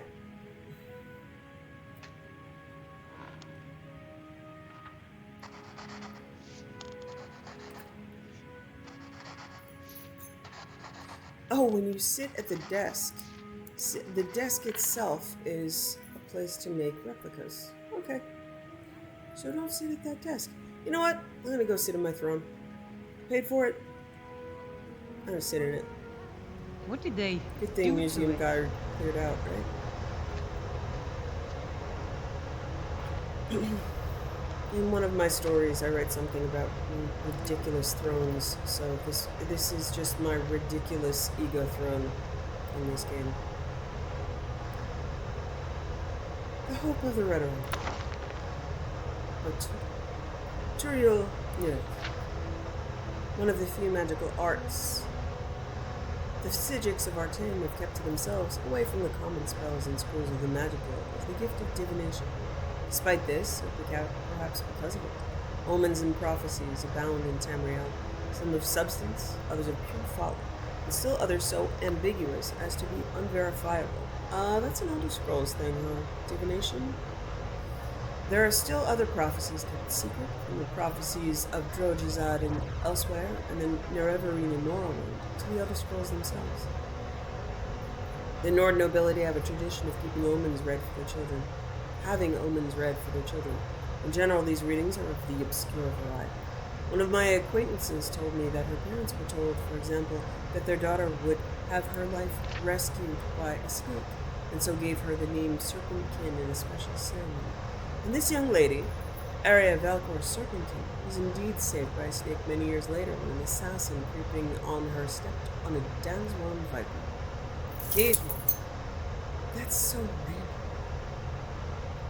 Occasionally, omens seemed to be almost purposefully misleading, as if Boethi had crafted them as traps. I recall one particularly. Many years ago, a male child was born into House Redoran. It was a very difficult birth, and the mother was delirious and near death by the time it was over. She chanted just as her son came into the world, and she passed forward. Fortune has smiled this day, my friend. My child will be mighty in mind and in all. He shall bring hope to the house Redoran. Neither spell nor blade shall hurt the man, nor illness nor poison cause any harm. His blood shall never drop on the ground. A boy named Andis was indeed extraordinary. He never was ill, and never suffered so much as a scratch all through his childhood. He was also quite intelligent and strong, which combined with his invulnerability caused many to call him, after his mother's omen, the Hope of the Redoran. Of course, anyone who is called the Hope of the Redoran will eventually develop some tint of impertinence, and it wasn't long before he had enemies. His worst enemy was his cousin Athen, who had borne much abuse at the hands of Andis. Primary among the grudges was that Athen had been sent to Rihad to complete his education at Andis's insistence. When Athen returned from Hammerfell, it was because of the death of his father, who had also been a counselor of the house. Athen was old enough to take his seat in the council, but Andis claimed his seat as well, saying that his cousin had been gone too long for Morrowind and didn't understand politics as he did. The majority of the house agreed with Andis, waiting to see the Hope of Redoran rise quickly. Someone like this, I wonder if you could drown him, huh? Athen exercised his right to combat his cousin for the seat. No one thought he had any chance of winning, of course, but the battle was scheduled to commence the following morning. Andis poured and dined and drank with the councillors that night, confident that his place in the house was secured and the hopeful new dawn of House Redoran was rising. Athen retired to his castle with his friends. Andis's enemies and his servants he had brought from Hammerfell. Athen and his friends were discussing the duel morosely when one of his old teachers, a warrior called Shadi, came into the hall. She had grown quite proud of her student over the years in Hammerfell, proud enough to accompany him across the Empire to his family's lands. I want you to know why they had so little confidence in his odds in the battle. They explained to her Andis's uncommon blessing and the nature of his mother's omens. If he can't be harmed by disease, poison, magicka, and his blood can never be spilled, what hope have I of ever besting? Cried Athen. Have you remembered nothing I taught you? Replied Shadi. Is there no weapon you can think of that will slay without blood? Are swords and spears and arrows the only items in your arsenal? Athen quickly realized the weapon Shadi was speaking of. It seemed absurd. Not only absurd, but pathetic. Criminal. Still, it was the only hope he had. All that night, Shadi trained him in the art and techniques, showing him the various swings and stances her people had developed in Albion Guar, counterattacks, feints, and blocks imported from Yokuda, classic one, and two-handed grips for the most ancient weapon in history. Cousins faced one another the next morning, and never have two combatants looked so unevenly matched. Andis's entrance brought a great cheer, for not only was he much beloved as the hope of the Redoran, but as his victory was a foregone conclusion. Most wanted to be in good standing with him. The shining mail and blade drew admiration and awe. By contrast, Athen drew a gasp of surprise and only a smattering of polite applause. He appeared costumed and armed like a barbarian. As Shadi had suggested, Athen allowed Andis to attack first. The hope of the Redoran was eager to finish the battle and take his power. Take the power he deserved quickly. Blade, pushed by Andis's mighty arm, slashed across Athen's chest, but shallowly, and before it could be counterswung, Athen knocked it back with his own weapon. And Athen attacked and wounded Andis. The hope of the Redoran was so surprised by being hurt for the first time of his life, he dropped his sword. The less said about the end of the battle, the better. Suffice it to say that Athen, wielding a simple club, battered Andis to death without spilling a drop of blood. Athen took his father's seat as counselor, and it was then said that the hope of the omen referred to Athen, not Andis. After all, had Andis not tried to take the counselor's seat away from his cousin, Athen, being not very ambitious, might never have tried to get it. It can certainly be argued that way, I suppose. The Importance of Prayer. Ancient Tales of the Dwemer, Part 3, by Nara Barsu. Something wrong with my throat today, I'm a bit tired. It's dry. It's fall. The fire is on. The chieftain of Orthabar gathered his wise men together and said, Every morning a tenfold of my flock are found butchered. What is the cause? Fangbith, the war leader, said, A monster may be coming down from the mountains and devouring your flock. Gorak, the healer, said, A strange new disease perhaps is to blame. Therein the priest said, We must sacrifice to the goddess for her to save us. The wise men made sacrifices, and while they waited for their answers from the goddess, Fangbirth went to mentor Joldrag and said, You taught me well how to forge the cudgel of Zoliath, and how to wield it in combat. But I must know now when it is wise to use my skill. Do I wait for the goddess to reply, or the medicine to work, or do I hunt the monster, which I know is in the mountain? When is not important, said Joldrag. Where is all that is important. So Fangbith took his Zola cudgel in hand and walked far through the dark forest, until he came to the base of the great mountain. There he met two monsters, one bloodied with the flesh of the chieftain of Othrabar's flock, fought him while its mate fled. Fangbith remembered what the master had told him, that where was all that was important. He struck the monster on each of its 5 vital points: head, groin, throat, back, and chest. 5 blows to the 5 points, and the monster was slain. It was too heavy to carry with him, but still triumphant, Fangbith returned to Oathbar. I say I have slain the monster that ate your flock, he cried. What proof have you that you've slain any monster? Asked the chieftain. I say I have saved the flock with my medicine, said Gorak the healer. I say the goddess has saved the flock by my sacrifices. said Baron the priest. 2 mornings went by, and the flocks were safe, but on the morning of the 3rd day, another tenfold of the chieftain's flock was found butchered. Gorak the healer went to his study to find a new medicine. Baron the priest prepared more sacrifices. Bangbith took his Zola cudgel in hand again and walked far through the dark forest until he came to the base of the great mountain. There he met with another monster, bloodied with the flesh of the chieftain of Orthamar's flock. They did battle, and again Fangbith remembered what his masters had taught him, that where was all that was important. He struck the monster 5 times in the head, and it fled. Chasing it across the mountain, he struck it 5 times in the groin, and it fled. Running through the forest, Fangbith overtook the monster and struck it 5 times in the throat, and it fled. Entering into the fields of Othrabar, Fangbith overtook the monster and struck it 5 times in the back, and it fled.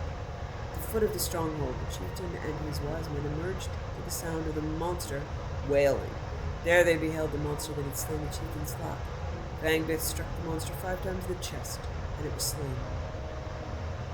A great feast was held in Fangbith's honor, and the flock of Othrabar was never again slain. Geldrig embraced his student and said, "You at last learn the importance of where to strike your blows." Publisher's note. This tale is another.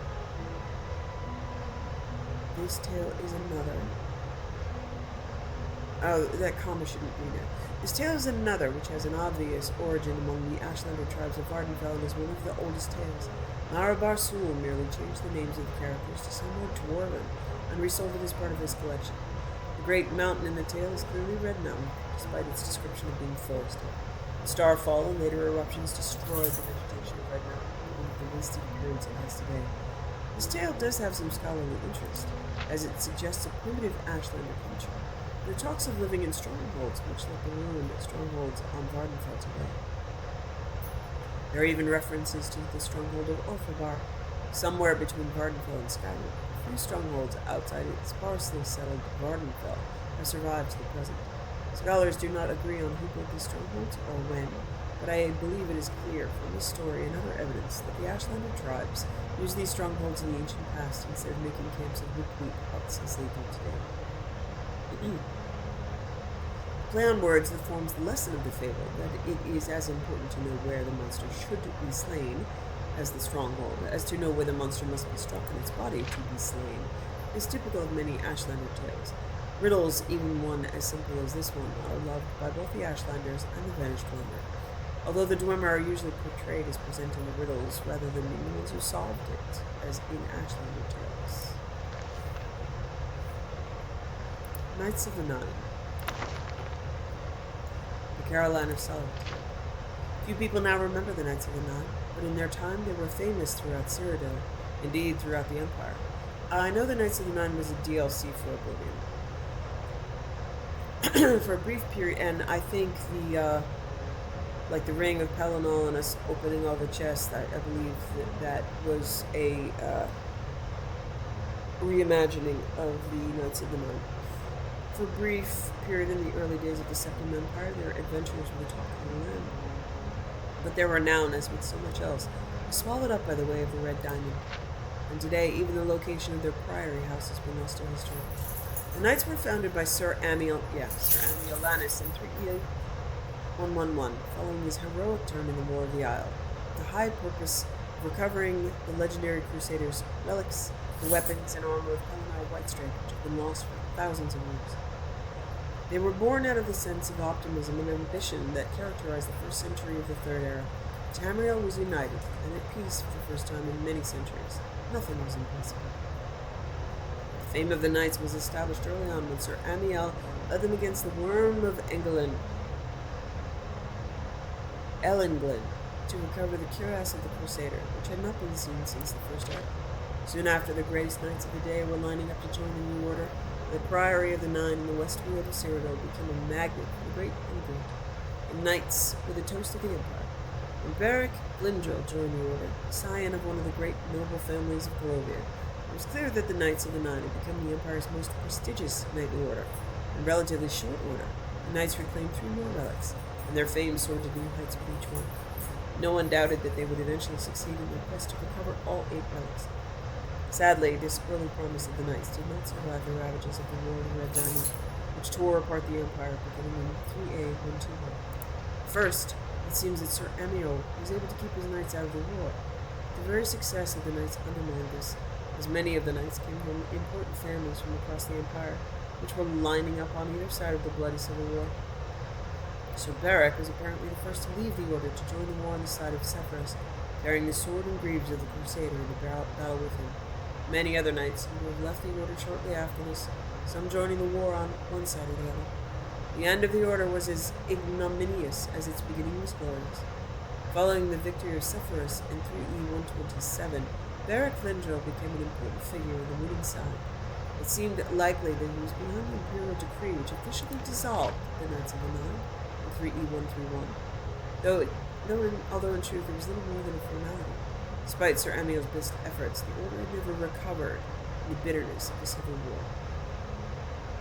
What happened to the various relics originally recovered by the Knights of the Nine? The sword and the greaves went with Sir Beric, but where he bestowed them is unknown. Dauntless famously, he lie unmovable on the floor of the chapel of Stendarr in Coral, where Sir Casimir left them after his disgraceful murder of a beggar in 3E138. The location of the cuirass is a mystery, lost to history along with the eventual fate of Sir Amiel, who was last reported still living alone in the empty priory of the Nine by passing traveler in 3E150. So the Knights of the Nine faded away into history. Okay, I think I know where that stuff is. Oh.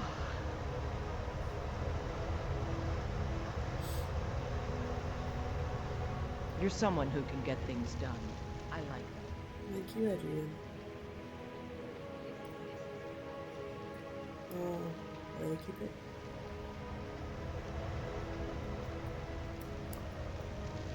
Yeah, they're right here. Oh yeah, Take your ease. yeah, this is empty because it would need to be moved from heavy to light. So these are the relics of the Divine Crusader. Since I added in the Good job. the completionist tracker for Creation Club, everything is now marked as though I don't have it. That's okay.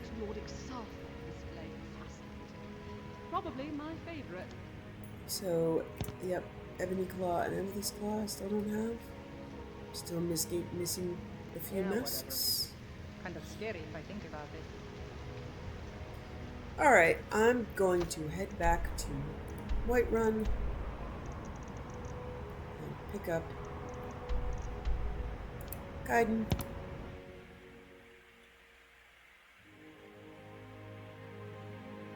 His new mod, I will have to check this mod, but I don't think this one has it. Let me check. I don't want him to see me doing it. But his new mod has the new update for his mod has a slider where you can adjust his commentary. And I have adjusted it to, like, please talk to me once every game hour. And I suppose it's just going to give me a nice sense of control for all the times that I'm in dungeons and I'm like, please shut up. Ah! No, it's right there. I do have it. Comment frequency. So the default is 0.01. So that's how often Kaidan and the Frat Pack will have...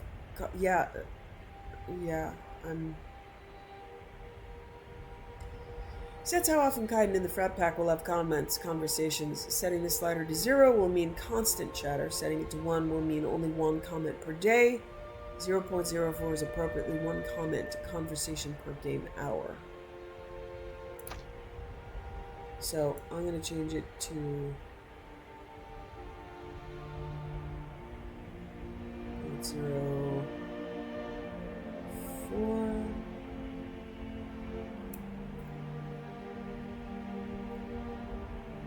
See if he slows down a bit. Love the guy, but it is hard to take, particularly when you're 300 hours in and he's saying the same thing over and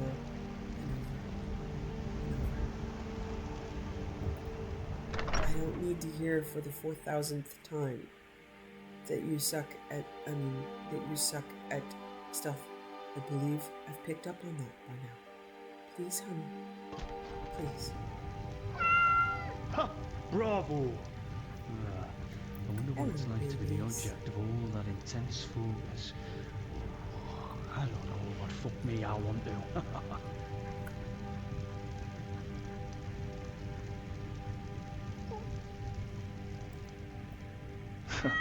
It's a good thing you're cute. That armor looks good on you. Have a gun. Come on. Time for some adventures. Adventure will find us along the way, no doubt.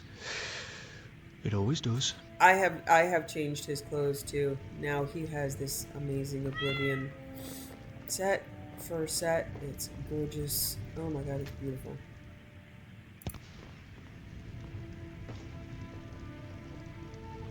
So I've gone on a huge splurge of armor sets. Sure to be ready to fight got as a well. New, like they're it does appear as though I'm just gonna sleep just because, yeah, I'm gonna get out into the wilderness and it's gonna be like 30 seconds before I need a nap. There are so many outfit mods and outfit conversion mods, and it looks like there was a lot of them for Legendary Edition, and then when Special Edition came out, a bunch of them were abandoned. But then when SMP came out, the physics allowing like the ribbons of this outfit to flutter in the wind. So that is an SMP thing. So a lot of these old sets that might have just had sort of static ribbons existed, or static capes, but an SMP conversion is okay, so I'm going to try to find the Thalmor Assassin. And I might be too late by the time I already get it. The Khajiit caravan has to actually be there. So to find really cool worked on sets that were available in Legendary Edition that were then converted to Special Edition and then converted to CBBA body type with SMP physics is a little bit of work. And a lot of this stuff is not on Nexus. Many of the creators... Okay, good. They're just arriving. So cool. Yeah, it's you. Move on, friend. I have nothing to sell today. Okay, so I need to speak. Move on, friend. I have nothing to sell today. So to finish the thought, finding all these sets, you kind of, some of it was on Lover's Lab, some of it is on individual websites, but last night I found a treasure trove of someone who had taken like 26 old BDOR sets, which are phenomenal. And, so I converted them all, but it was like 2 a.m. and I needed sleep, so I haven't looked at them all, but I'm all excited to check out. It's even harder to find outfits for guys that are then SMP. So you see when, you know, like when Kaidan walks, his stuff just sort of, it doesn't really move. And this is a himbo model. So although it's got some cloth physics, it doesn't really like flutter or anything. But now, I have like 6 or 7 really good male outfits, which is enough for my player character to use, and enough to put on followers. Okay, so let's see. Khajiit is just a guard, and has nowhere else to sell. The roads of Skyrim lead to many dangers. May your road lead you to warm sides. Alright, it's not working. Basically, this is the guy. Move on, friend. I have nothing to sell today. Oh, I oh, have okay. traveled to That's bring why I you was this. here. Okay. I welcome you, friend. How may I serve you? I'm looking for Khajiit. Might be a Thalmor spy. Ah, you must mean that one over there. He is not one of us. Tarmor Fairfan. giving old Khajiit a bad name.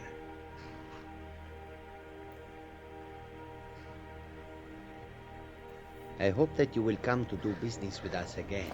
Okay. I own Hollyfrost Farm outside the city. It's honest work, if a bit dull. Yeah. Okay. So, having confirmed, this is the new.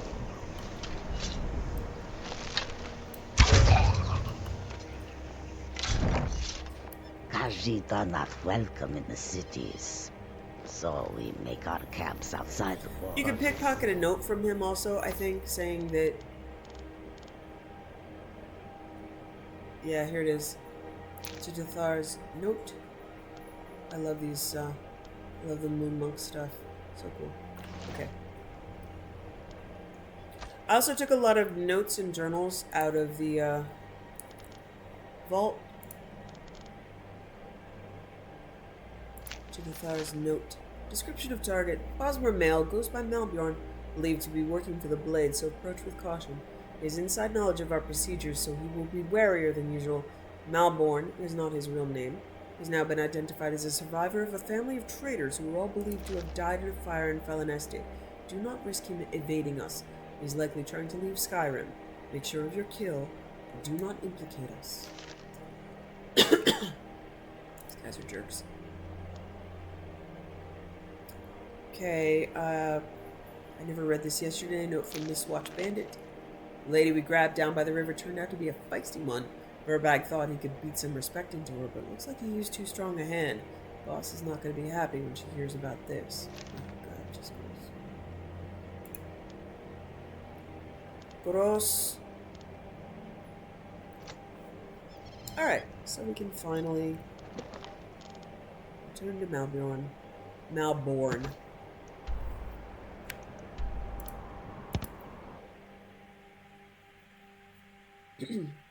Wish I could give him some money, pay off his debt, get him out of town.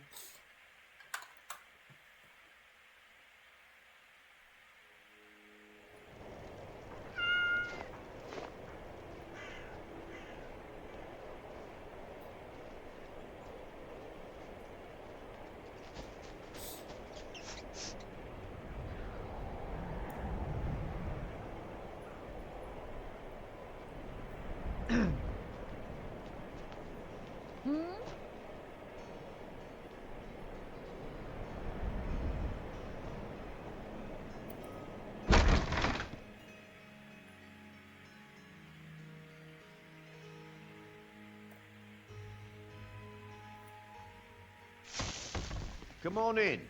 Let me know if you need anything, or take a seat by the fire and I'll send someone over. Good afternoon. The Thalmor assassin is dead. It's safe to leave Windhelm. Why he didn't do it from the docks, I don't know. That's great news. I better go, right now, before they find me again. This is my chance. Thank you. Here. I stole a lot from the Thalmor over the years. You may as well have some of it. Alright, sweetheart. Oh, you didn't have to give me money back. Have a good life, honey. Most of these guys are like mercenaries, right? I thought the Grey Quarter would be a haven for my kind. Mauricio the Collector. What are you doing? Yeah, it's gotta be Legacy the Dragonborn. He's bugged.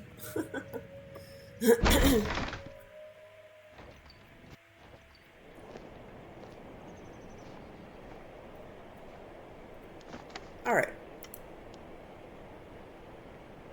I am going to go see Much Ado About Snow Elves, see what happens. We're delivering the staff we had delivered, and this quest has had so many, like, schizophrenic steps. But we found keys and stabs and, you know, so much stuff. So, it looks like this quest has like 60 steps to it, and several additional dungeons. So they built annexes onto different Dwemer locations.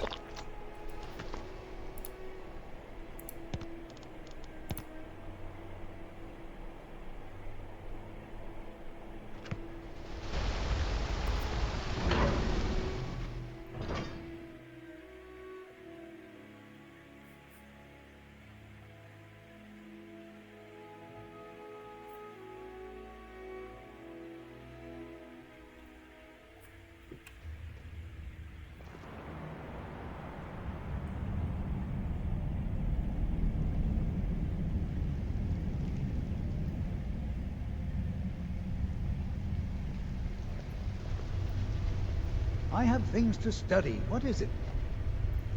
Found this staff in Urkenthan. Well now, would you look at that? I never imagined we'd find something like this. This is exactly what I need to complete my research. So this should wrap things up here, no? You've made an important contribution to the advancement of my research. Here, take a look at this.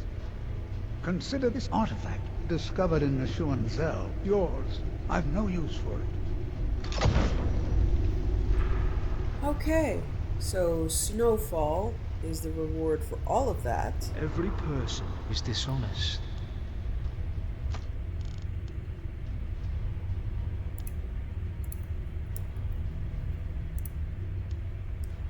It's a bow. It's pretty. Snowfall slows the target and deals frost damage over 10 seconds. Damage is boosted during snowstorms. Oh, that's cool. I mean, that's cool. It's just not... Who lives upon the labour of others. It really isn't. Makes no difference. So I suppose I have an appreciation for the personality types that put that much into it. I really do. Without which I would not... I mean... I suppose it would be like me talking to people about grammar and how it is important to get the absolute tiny details of spelling and sentence structure clear, and it annoys and upsets everybody else. But, so I can appreciate that in visual game making. What? I'm a vampire? Yeah, that looks like I'm a vampire. I know what that looks like. What the hell? What was that? I'm not a vampire. It would show up here. Okay, that was really weird. I don't know what that was affecting my vision. But I don't act... Yeah, okay. I'm not a vampire. Oh, okay. A strange feeling just rushed through my head and my vision was momentarily blurred. I started hearing some strange chimes and would think it was all in my head, but the sound of the chimes is coming from a specific direction, as if leading me to something. I should follow it to its origin and see what this is about. Yeah, don't scare me like that. Why would you do that? Alright, I'm going to continue my tours of taverns to see if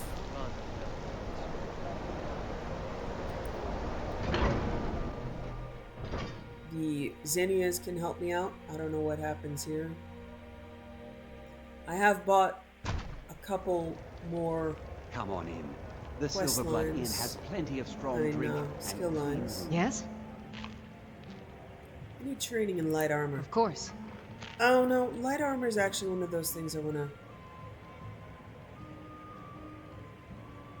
Nah, might as well do it. Nothing ever hits me now. Okay. Farewell. I'm gonna be a silversmith, like my mom. Need sells something? books. Take a look. So...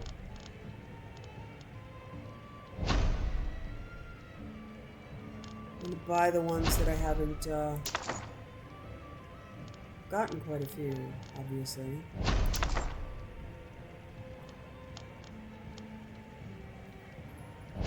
Okay, anything beyond T, I'm gonna... It might, I might get to it eventually. Okay. So I will read those. Yeah, I'm just buying the skills because I do want to get to level 80 to see the Ebony Warrior. I'm not sure. I think in my legendary game, I know in my legendary vanilla game, oh,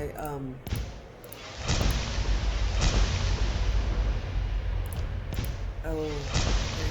So, let me buy some of these.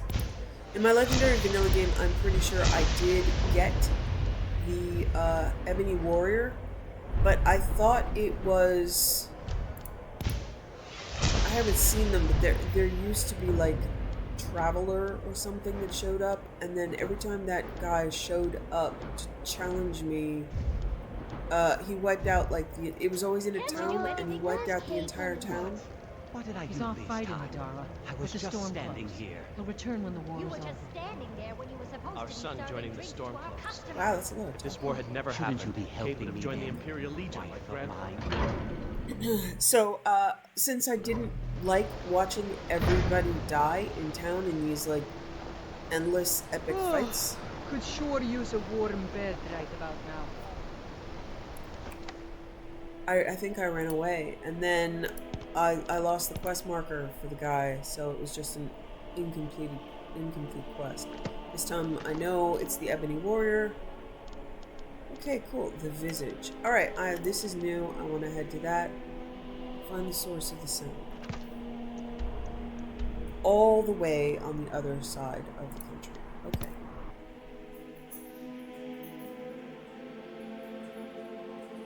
Yeah, so for me, on the game front, there's a lot going on. I had just spoken in my last recording about how much I love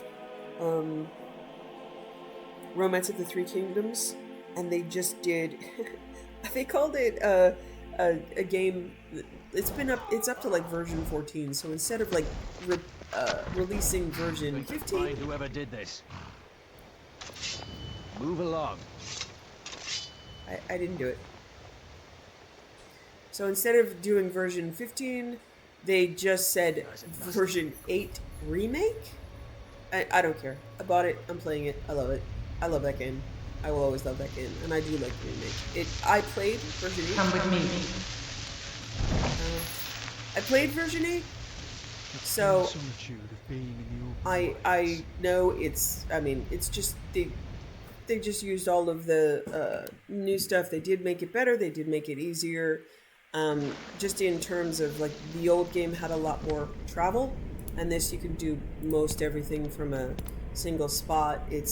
I like it, I love it, and that is a specific to me. Like, I love this game. I will never not love this game, and I just replayed 14 probably a month ago. Okay, why is my auto loot's off because I was running around doing stuff. Okay. That required my auto looter to be off. So I just replayed it. Whenever like my brain gets low and tired and drained, playing Romance of the Three Kingdoms is great for my brain to rejuvenate. It's again one of those like competence porn things that I need to like place order back into things. So Alpha Centauri, and so if my husband sees me playing those games, he'll be like, oh, it's one of those days, huh? Yeah, I don't want to kill anything. In particular, I just want to organize. Oh my god, it won't let me talk to him.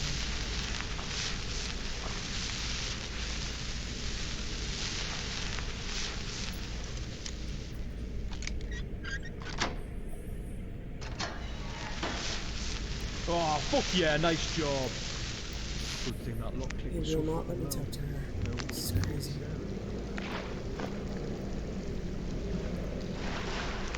Oh, so frustrating.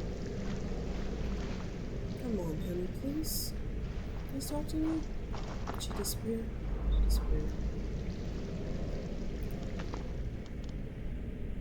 Follow the ghost. Okay, I hope it's up here.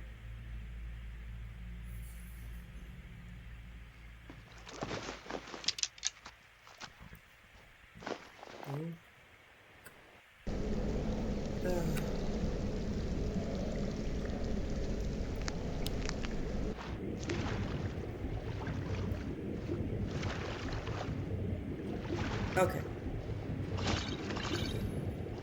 Lost rooms. Okay.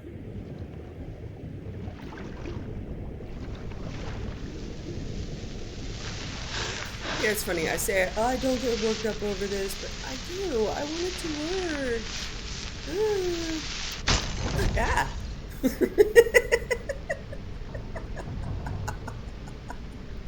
And she exploded. What the fuck is this? Talk to Professor Mirasi.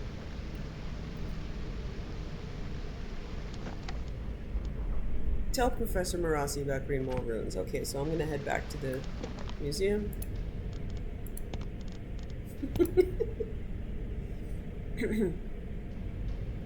Yeah, I just get like anxiety about, but it should work.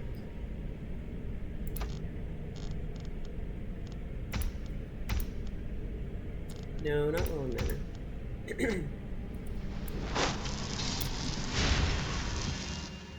Manor. Throne and Liberty is an amazing game with some terrible creation choices. Beautiful, beautiful, beautiful. I had so much fun while there was questing because I really liked the mechanics. I really liked the questing mechanics. They did a good job with the story. It's gorgeous. I really cannot recommend it enough for being gorgeous. But the pay-to-play is enough to kill it at the end game because everything in the game just accelerates. Okay, I did manage to place paintings here. So you physically need to place paintings in the safe house. I do have actually Madras dolls, Latoria dolls, and the Orion dolls. You saw me pick them up from the shop. I went and got more. They're in my inventory. It won't let me place them. That's unfortunate. But as much as I adore Throne and Liberty, they just, like, mechanics that are easy at level 5 become ridiculous. So, you need so much money. And the end game is essentially farming money to raise the level. So if you get a weapon, you get it at level 0. You have to level it up to 9 using in-game drops. And is there something wrong with your back? Are you okay? I mean, beyond the scars. Alright, that's not a... Alright, you're cool. Alright, and you have to do every single ounce of that farming on your own. You can't trade. And if you want to buy these weapons or the materials, it's all using the cash shop. Now, I don't have that much, like, I'm about a 15, you know, I'm okay giving 15, 20 a month to a place. Like, I did that with Warcraft and other games. But when we're getting into, like, hundreds of dollars, I'm kind of out. So, the economy there is just, I think it's the worst economy. There is no economy, basically. So, to put that into perspective, if I want to max out my cooking, I'm going to need, like, hundreds of lemongrass. And if I try to farm that myself, then I am putting probably hundreds of hours into killing this one mob because I can't buy the lemongrass. And the drop rate is awful. Okay, I'm gonna finally pick this book up. I don't know why I left it there for so long. Let's see. Books in this corner. I pick them up and I read them. I think that's a unique book. There's probably one over here too. Alright. So as much as I love Throne and Liberty, and the day they come out with an expansion, I am right back on that. For now, I'm out just because I maxed out all of the fun stuff, and now it's just a really bad grind to repetitively improve my gear. And I know that's the grind that you get at any max level, but it's particularly grindy in terms of, say, if it was Warcraft, I can make a bunch of money and buy a bunch of stuff off the auction house to do crafting. Here, I can't. Okay.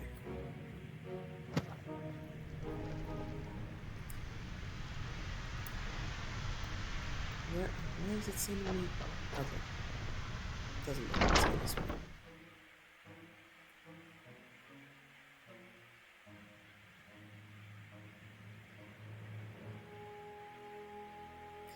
Tomorrow is Halloween, and so I don't know if it's midnight tonight that I'm starting to play, but I'm gonna have to check on that because Veilguard is out, and I am either going to be a massive celebrating fangirl or a deeply disappointed, bitter, angry lady. Although, okay, Veilguard is kind of like Game of Thrones. Great. The first few books were amazing, and he was really invested, and it was really interesting. And then he gave up on his own work, and I gave up caring about his work. I will tell you, it's great. I love some of the original books. Later books are a mess. So, if you were to tell me tomorrow that another Game of... And it's about the same time frame. The last Game of Thrones book came out at the same time that Inquisition did. If you were to tell me there would be a new book, I'd be like, oh, okay. And I'm kind of that way with Veilguard. So, I'm going to record my joy and disappointment. I thought I might try my hand at a Spriggan. Oh, that sounds challenging. Rossi, I've made an amazing discovery. Oh, really? What is it, Guildmaster? Tell about the ghost in the ruins. Oh my, that is quite amazing. I'll start making arrangements immediately and rally the crew. We'll meet you there in a few days. Okay, so there's another... Let me see. I'm going to check the completionist, patches.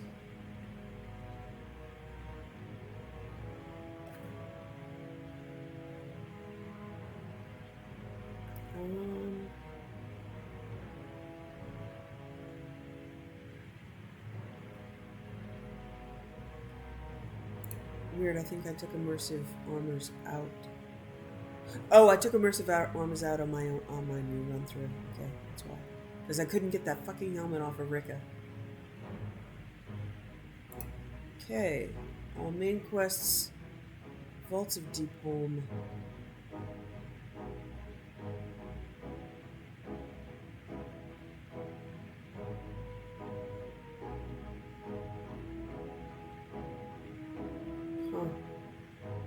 Visions.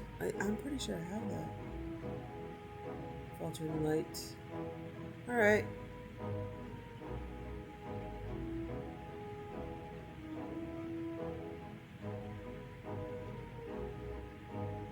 Okay, so this will carry on. I need a few more days. Let's do it.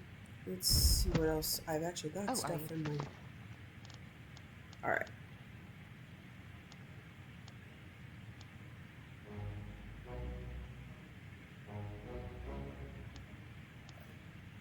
Okay, this... I'm not even sure if this is radiant or not. I'm just gonna do it. Yeah, I think this is a radiant quest given to me by the Jarl that I accepted by accident and then just hit it. I might as well just finish it.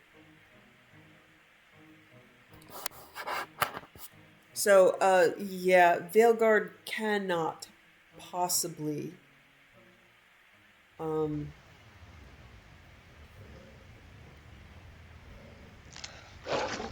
be as much fun as I would want it to be. Ow.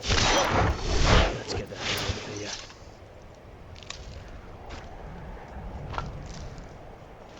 The same way any Game of Thrones book would have a whole bunch of resentful, yeah, well, it's about time. I wasn't born involved. So we'll have to see. I am capable of hating it. Like when Dragon Age 2 came out, I hated it. Now I got myself, I mean, now I really love it. Although it's my least played through. Just because Mass Effect 2 and why are you like just okay?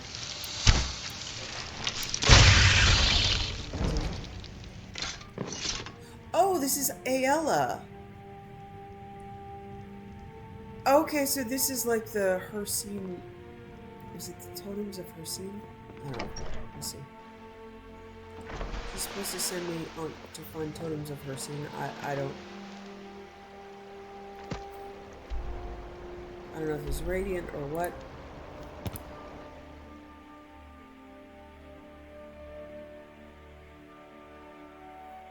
So, I mean, I would say of all the Dragon Age games, Origins obsessed me the most. And I think that had the best writing. Dragon Age 2 does have sophisticated writing. A fight. This should be good. But you have to play the game like 3 or 4 times before you really get that. And I was so offended. Yeah, we've got some winter bugs here. Let's see. We've got stone with no. Yeah, some of my upgrades are not seasons friendly, but there's a rift here. So the effect of Origins in Dragon Age really just pulls you in immediately with this extraordinary voice acting and storytelling. And Dragon Age 2 really throws you into, okay, you're fucked and you don't have any choices, and, you know, you can't pick who you are, you're forced to be human. I really, really hated that. I mean, I despise that. And I refused to play it for, like, years. I loaded it up, and then I was so mad, I stopped. Is something troubling you? I am ready to hunt beside you, should you wish it. The Ice Wraith is dead. I'm sure that the owner of that place is relieved. They certainly came through with the coin.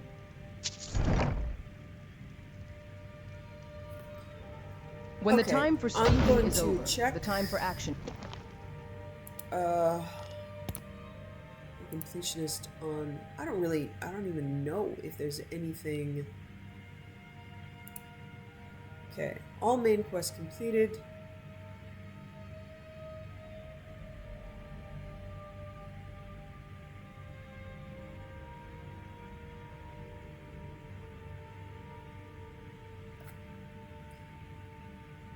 Okay, these are radiant.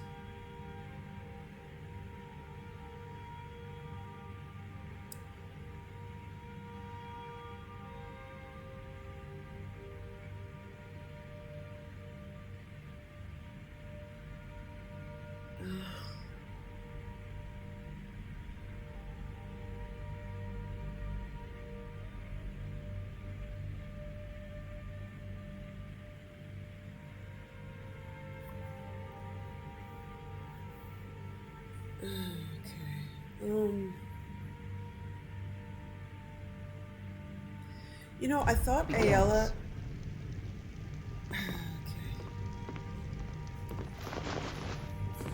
Come. My heart is pleased to see you, Shield Sister. Alright. The Jarl of the Rift has asked for our help. It seems that predators have taken up residence and have been attacking farmers and travelers. Someone's got to head out there and take care of the beasts. Good. I knew that we could count on you. This it's is simply already a beast, but be cautious. The beasts of Skyrim are made of sterner with my stuff mod than most. that makes me not a werewolf, I can't do the totems reversing. Oh no.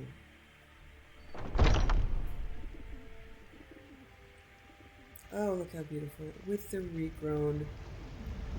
Oh. I love this. I really love this. Who would have thought there'd be hidden ruins underneath Fort Grinwall? This is quite a discovery. We should report this right away. Yeah. I already... Okay. What are you looking at?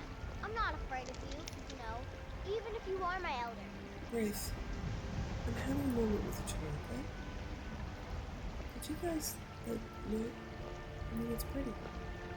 Look at the sunset and the falling petals.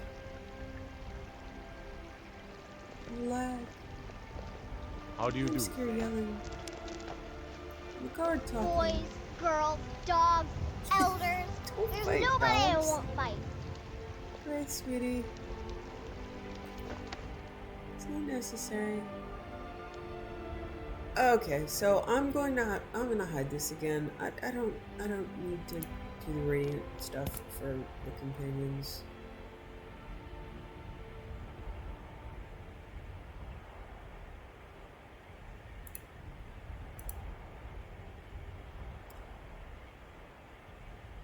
Okay.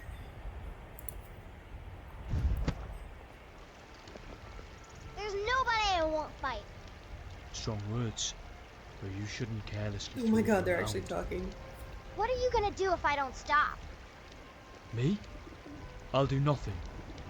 But there's bad people out there. Fear who not. will. Come dragon I or don't giant, want you we'll getting be ready. into any sort of trouble. But What's wrong? it's about a boy. And if he would only kiss me, I wouldn't be so angry. Have you tried telling him? Fists can deliver a message, but not a pleasant one. Good job, baby. I'm proud of you, Kaidan.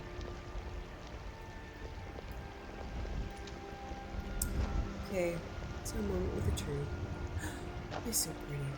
Quiet homes here. Life is good.